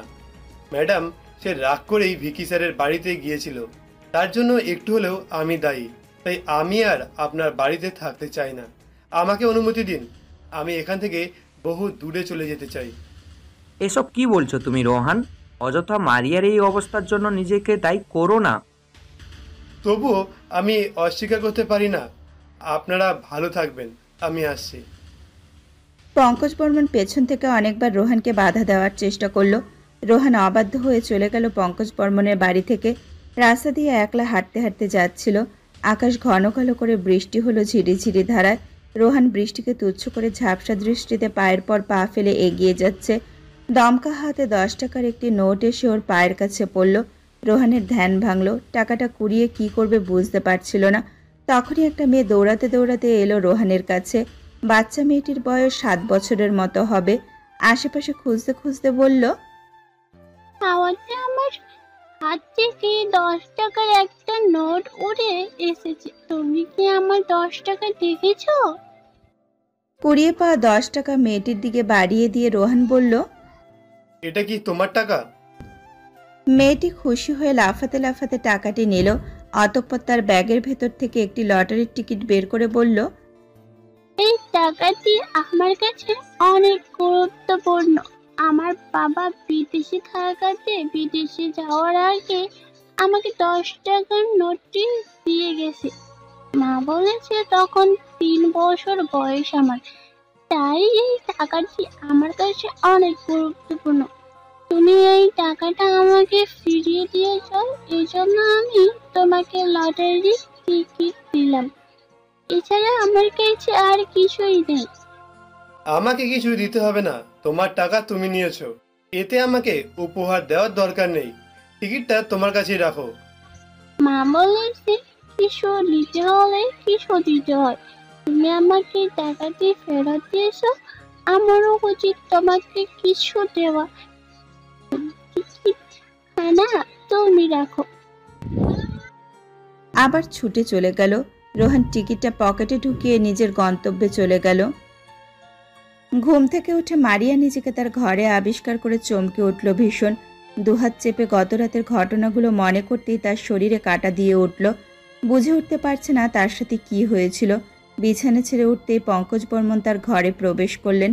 মেয়েকে মরিয়া হয়ে উঠতে দেখে পঙ্কজ বর্মন মারিয়াকে ধরে বললেন, মা আমার কি হয়েছে? এভাবে ছুটে যাচ্ছিস কোথায়? বাবা, গত রাতে আমার সাথে কি হয়েছিল? আমাকে তুমি কোথা থেকে উদ্ধার করেছিলে? তোকে রোহান উদ্ধার করে নিয়ে এসেছে। ও বলেছে তুই আর ভিকি মাথা ফাটিয়ে দুজনের মেঝেতে পড়েছিলিস, সেখান থেকেই রোহান তোকে ধরে নিয়ে এসেছে। মারিয়া বুঝতে পারল রোহান তার বাবার থেকে সত্যিটা আড়াল করেছে। যে ছেলেটাকে কখনো সহ্যই করতে পারেনি মারিয়া, সেই ছেলেটাই তাকে এত বড় বিপদের হাত থেকে বাঁচিয়েছে। উত্তেজিত হয়ে মারিয়া বলল, বাবা, রোহানকে একটু ডেকে দেবে? ওর সাথে আমার অনেক কথা আছে। রোহান তোর ব্যবহারে অনেক কষ্ট পেয়েছে, এই জন্য ও বাড়ি ছেড়ে চলে গেছে। কোথায় গেছে? তুমি ওকে কেন যেতে দিলে বাবা? আমি ওকে যেতে দিতে চাইনি, ও জোর করে চলে গেছে। তাকে আমি বহুবার আটকানোর চেষ্টা করেছিলাম। মারিয়া মাথায় হাত রেখে আবার শুয়ে পড়ল। পঙ্কজ বর্মন মেয়ের মাথায় হাত বুলিয়ে দিতে লাগলেন। মারিয়ার অসুস্থতার কারণে পঙ্কজ বর্মন আর আগের মতো অফিসে যেতে পারছেন না। অধিকাংশ সময় সে মেয়ের সাথে পার করে। যেহেতু ভিকির ব্যাপারে সত্যিটা পঙ্কজ বর্মন জানতেন না, তাই অফিসের দিকটা এখন ভিকি দেখাশোনা করে। এই জন্য পাওয়ার অফ অ্যাটর্নি ভিকির নামে করে দিয়েছে পঙ্কজ বর্মন। প্রায় 6 মাস পর মারিয়া সুস্থ হয়ে উঠতে 6 মাসের মতো সময় লাগলো। 1 মাস পর মারিয়া সুস্থ হয়ে যাওয়ার পর পঙ্কজ বর্মন আবার অফিসে গেল, কিন্তু অফিসে গিয়ে দেখতে পারলো কোনো কর্মচারী আর কাজ করছে না। পঙ্কজ বর্মন ভেতরের অবস্থা দেখে চিন্তিত হয়ে তারা কর্মচারীকে জিজ্ঞেস করলো, আজকে কি বন্ধের দিন? আমার অফিস বন্ধ কেন? কেউ কাজ করছে না কেন? আপনি নিজেই তো আপনার ফ্যাক্টরি নিলামে তুলে দিয়েছেন স্যার, তাহলে আবার এখন কথা বলছেন কেন? নিলামের কথা শুনে পঙ্কজ বর্মন কিছুতেই বুঝতে পারলেন না তার অফিস নিলামে উঠেছে, অথচ সেই কিছু জানে না। চমকে উঠে অকপট গলায় বললেন, আমার অফিস নিলামে কেন উঠেছে?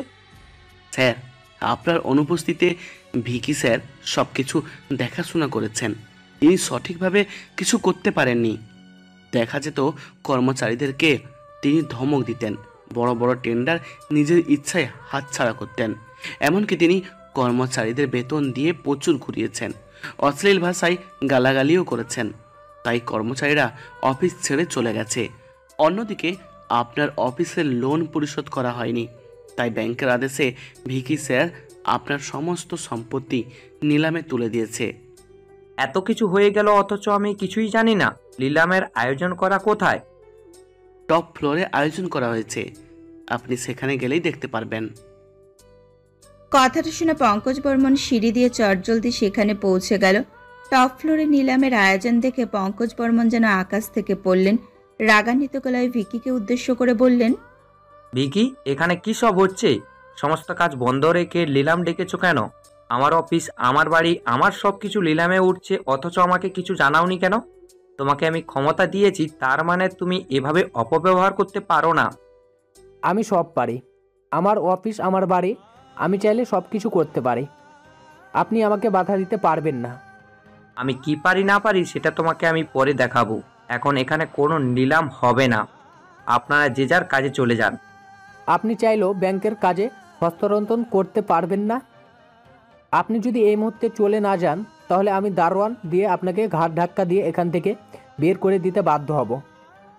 আগে এই অফিস ফ্যাক্টরি আপনার থাকলেও এখন আর আপনার কিছুই নেই। যেদিন আপনি আমাকে পাওয়ার অফ অ্যান্টনি দিয়ে ক্ষমতা দিয়েছিলেন, সেদিন আমি নিজের সাধ্যসিদ্ধি করে ফেলেছিলাম। সেদিন আপনি পাওয়ার অফ অ্যান্টনিতে সাইন করেননি, আপনি করেছিলেন দলিলে। সেখানে লেখা ছিল আপনি আপনার সমস্ত সম্পত্তি আমার নামে লিখে দিয়েছেন, আর তাই বর্তমানে আপনার সমস্ত সম্পত্তির মালিক আমি। যেহেতু আমি ব্যাংকের টাকা পরিশোধ করতে পারিনি, তাই তারা নিলাম ডেকেছেন। বলে ভিকি দলিলের একটা ফটোকপি এগিয়ে দিল পঙ্কজ বর্মনের দিকে। সবটা দেখে বাকরুদ্ধ হয়ে গেলেন তিনি। পুনরায় নিলামের কাজ শুরু হলো। নিলামে তার সম্পত্তির দাম 100 কোটি টাকা উঠল। যখনই ঘোষণা দেবে তখনই একজন লোক ভেতরে এসে বলল, 110 কোটি টাকা। উপস্থিত সবাই চমকে গেল। নিলাম ডাকের কর্মকর্তা বললেন, এখনও নিলামের কাজ শেষ হয়নি, তাই আপনি অংশগ্রহণ করতে পারেন। 110 কোটি 1, 110 কোটি 2, 110 কোটি 3। বলেই আঘাত করে শেষ করল নিলাম।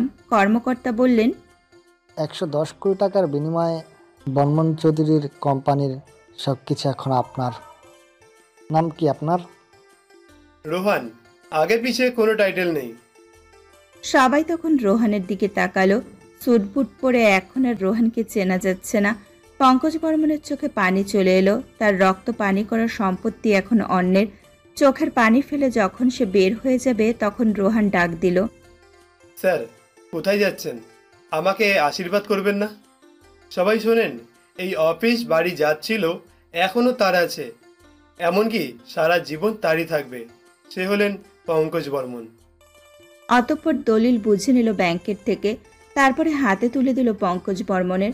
পায়ে হাত দিয়ে সম্মান করতে গেলে পঙ্কজ বর্মন রোহানকে বুকে আগলে বললেন, তোর জায়গা পায়ে নয় বুকে, আমার বুকে তোর জায়গা রোহান। কেমন আছেন স্যার? মারিয়া ম্যাডাম কেমন আছেন? আমি আর মারিয়া দুজনেই ভালো আছি। তুই কেমন আছিস? হঠাৎ করে কোথায় উধাও গেলি? এত টাকা কোথায় পেলি? হয়েছে একভাবে, অন্য একদিন আপনাকে সব খুলে বলবো। আজ আর আমার কাছে সময় নেই। অনেক কাজের মাঝে একটু সময় বার করে নিলামে অংশ নিয়েছি। এখন যদি না যাই তাহলে আমার অনেক লস হয়ে যাবে।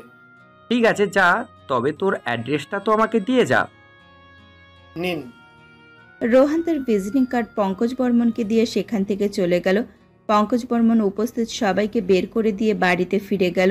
মারিয়া কফি খেতে খেতে প্রকৃতি দেখছিল বারান্দায় বসে। পঙ্কজ বর্মন সেখানে গিয়ে উৎফুল্ল মনে বললেন, জানিস মারিয়া, আজকে অনেক কাহিনী ঘটে গেছে। ওই দিনটা আমি কখনো ভুলতে পারবো না। ভিকি আমার ব্যবসা নিলামে তুলে দিয়েছিল। ভিকি তোমার ব্যবসা কিভাবে নিলামে তুলবে? তুমি কি এখনো ওকে অফিসে রেখেছো? হ্যালো বন্ধুরা, তোমরা তো আমাদের ফিলিং সার্টিফিকেটের গল্প শুনছো বা শোনো।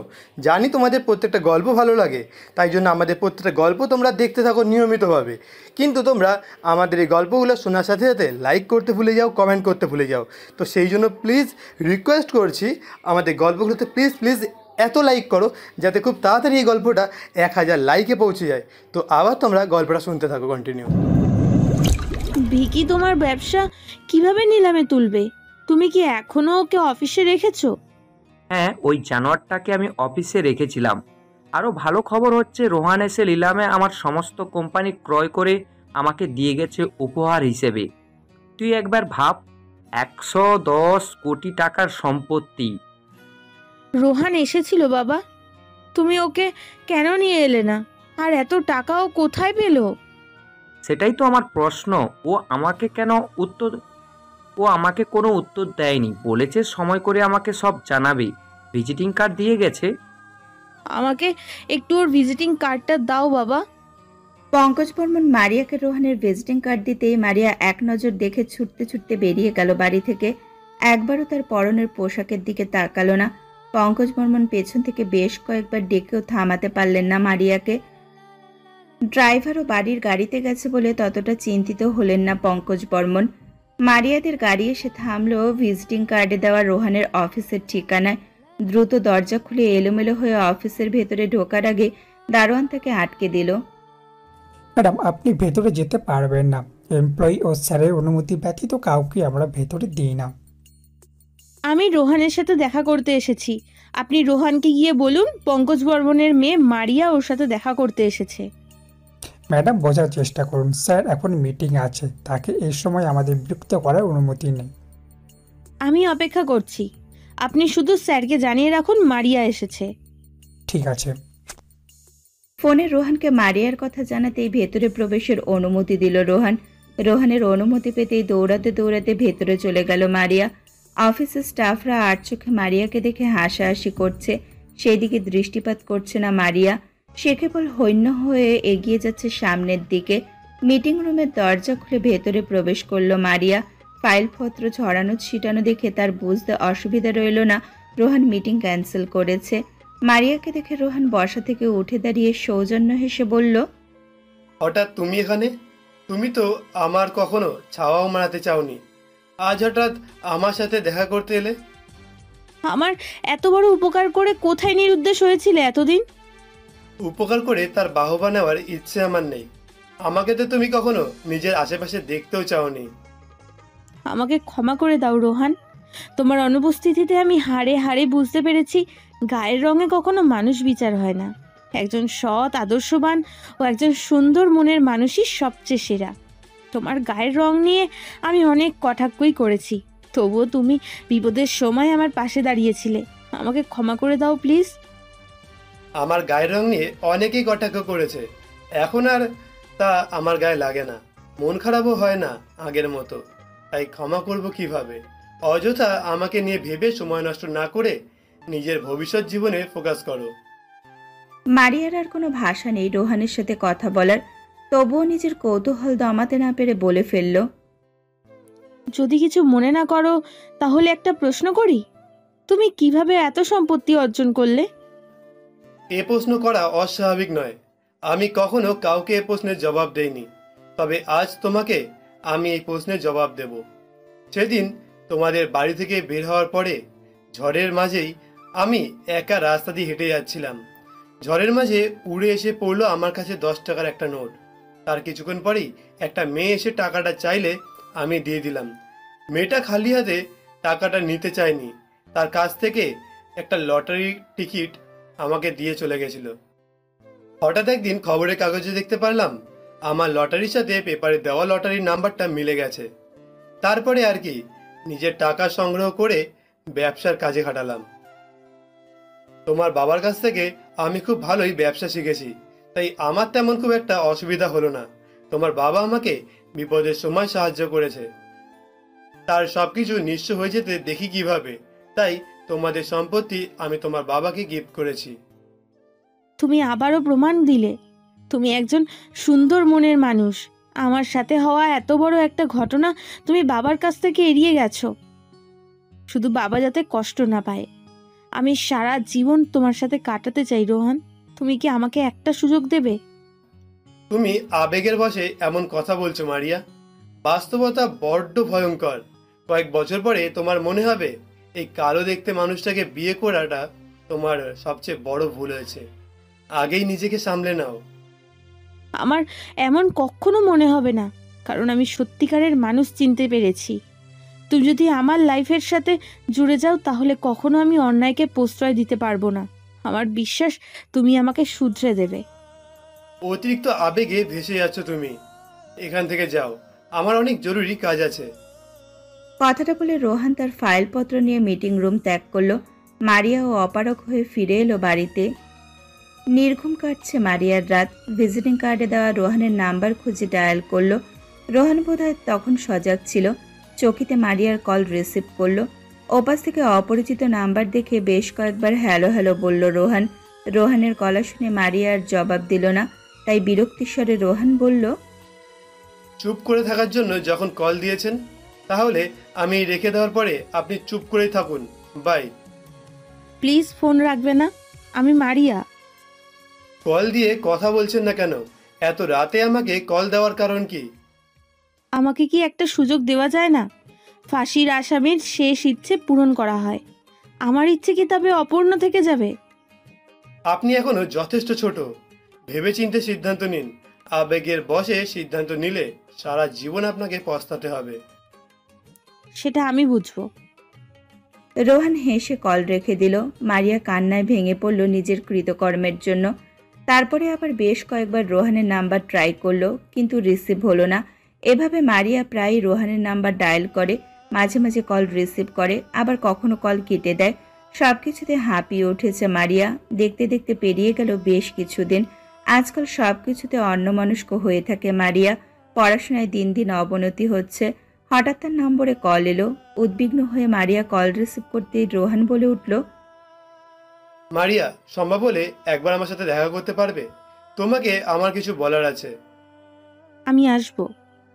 রোহানের থেকে ঠিকানা নিয়ে ছুটতে ছুটতে বেরিয়ে গেল বাড়ি থেকে। মাঝ রাস্তায় মারিয়ার পথ আটকে দাঁড়ালো ভিকি।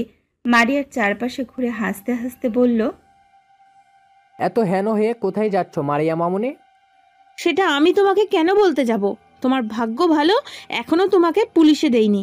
আমার কাজ আছে, সামনে থেকে সরো, না হলে খুব খারাপ হয়ে যাবে।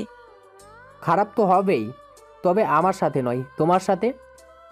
আজ তোমাকে এখান থেকে তুলে নিয়ে গিয়ে বিয়ে তো করবই, পাশাপাশি তোমার বাবার সমস্ত সম্পত্তি হাতাবো। রোহান আমার গায়ে হাত দিয়েছিল, ওকে মেরে নদীর জলে ভাসিয়ে দেব। কথাটা বলে মারিয়া নাকি ক্লোরোফর্ম মিশ্রিত রুমাল চেপে ধরল। লহমায় জ্ঞান হারিয়ে মারিয়া পড়ে যেতে নিলেই তাকে ধরে ফেলল ভিকি। গাড়ির ভেতরে রেখে গাড়ি চালিয়ে নিজের আস্তানায় যেতে লাগলো। পাশাপাশি রোহানকে কল দিয়ে বলল, হ্যালো রোহান, সেদিন তো খুব সাহসিকতা দেখিয়ে মারিয়াকে আমার ফ্ল্যাট থেকে উদ্ধার করে নিয়ে গিয়েছিস। আজ আমি মারিয়াকে কিডন্যাপ করেছি। সৎ সাহস থাকলে কোনো রকম পুলিশের ঝামেলা ছাড়াই আমার আস্তানায় চলে আয়। ভিকির বাচ্চা, মারিয়ার যদি কোনো ক্ষতি হয় তাহলে কিন্তু তোর ঘাড়ে মাথা থাকবে না। শুধু শুধু তোর মারিয়াকে আমি তুলে নিয়ে আসিনি, তবে কথা দিচ্ছি, তুই আসার আগে আমি মারিয়ার কোনো ক্ষতি করব না। যদি আসতে দেরি করিস তাহলে ক্ষতি করেও ফেলতে পারি। তোর হাতে মাত্র 10 মিনিট আসে। Your time is start now. কথাটা বলে ভিকি রোহানের কল কেটে পঙ্কজ বর্মনের ফোনে কল লাগালো। ভিকির কল দেখে বিরক্তির সাথে পঙ্কজ বর্মন বললেন, আবার তুই কল দিয়েছিস? তোকে তো শ্বশুরমশাই, দম নিয়ে কথা বলুন। আপনার মেয়েকে আমি কিডন্যাপ করে আমার আস্তানায় নিয়ে এসেছি। নিজের মেয়ের ভালো চাইলে এক্ষুনি আমার আস্তানায় চলে আসুন। কোনো রকম আইনি পদক্ষেপ নিলে আপনার মেয়েকেও না পেতে পারেন। তাড়াতাড়ি আসুন, নাহলে কিন্তু আমি বিয়েটা করেই ফেলবো। কথাগুলো বলে ভিকি ফোন রেখে দিল। অন্যদিকে রোহান অস্থির হয়ে ছুটে যাচ্ছে মারিয়াকে উদ্ধার করতে। ভিকির দেওয়া ঠিকানায় এসে দেখতে পারল মারিয়াকে হাত পা বেঁধে মাটিতে ফেলে রাখা হয়েছে। ভিকির চোখে রোহান পড়তেই ভিকি তার পোষা গুন্ডাদের আদেশ দিল, এখনো তোরা আমার দিকে তাকিয়ে কি দেখছিস? অ্যাটাক হিম।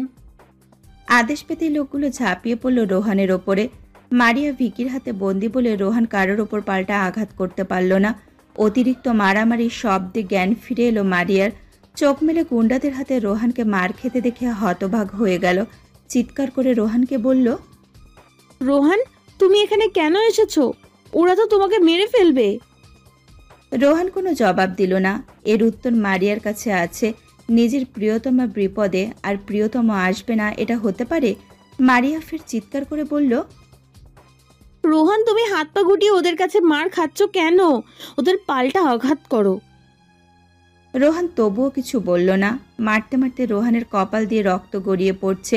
মারিয়া সেটা সহ্য করতে না পেরে নিজের মাথা দেওয়ালে ঠুকে দিল। ক্ষতবিক্ষত হয়ে মারিয়ার মাথা থেকে রক্ত গড়াতে শুরু করলো।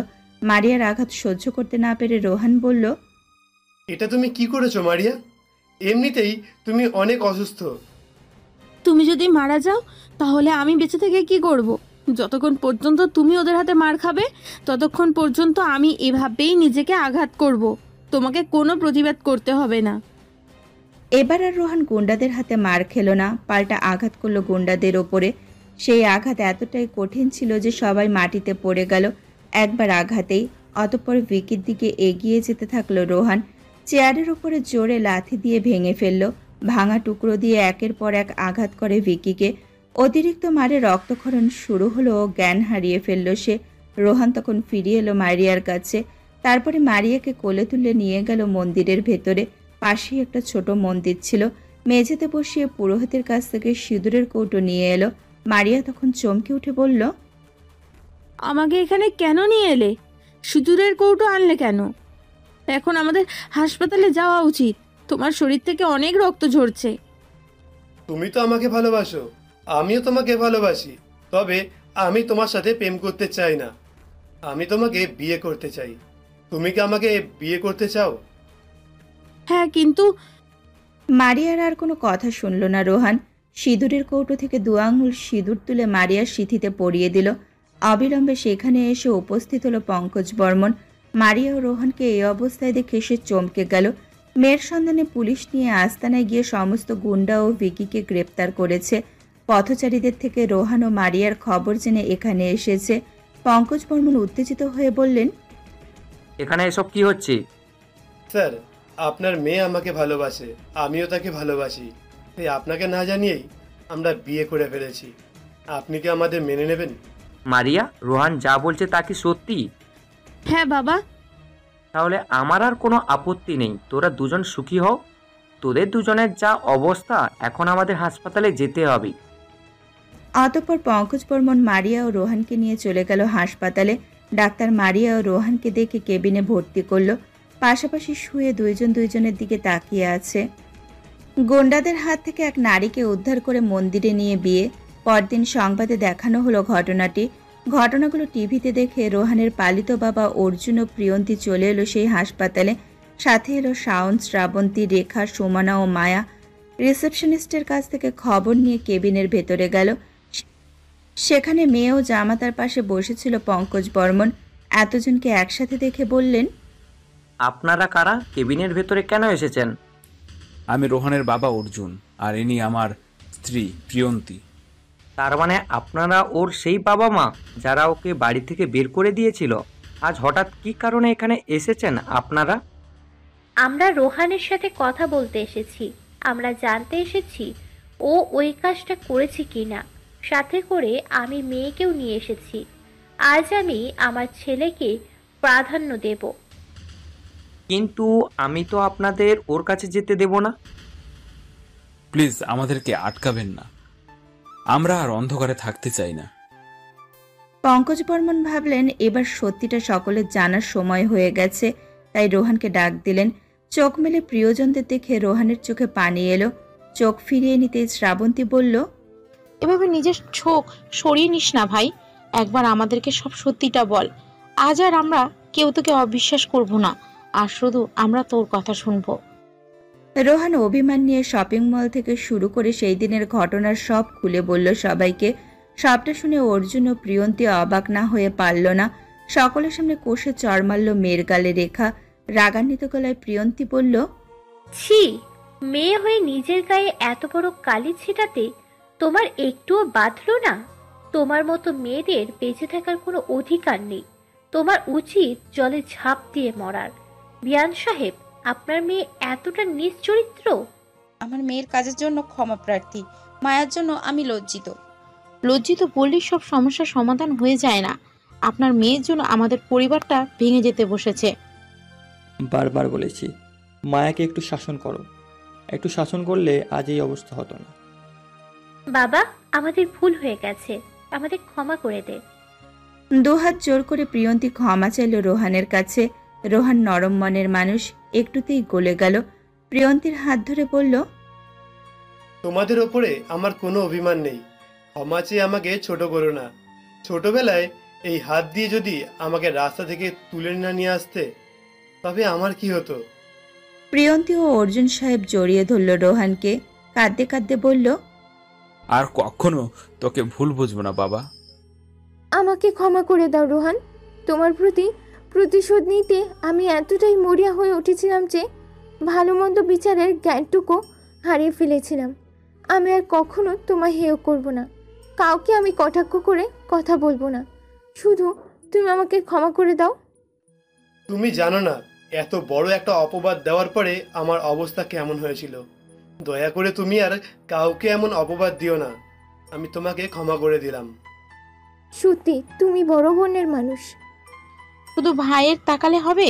পাশে যে আমার ভাবি শুয়ে আছে তার দিকে তাকাও। সবাই তাকিয়ে দেখলো মারিয়া আধশোয়া হয়ে বিছানায় হেলান দিয়ে আছে। প্রিয়ন্তী মারিয়াকে বুকে জড়িয়ে নিয়ে আদরে ভরিয়ে দিল।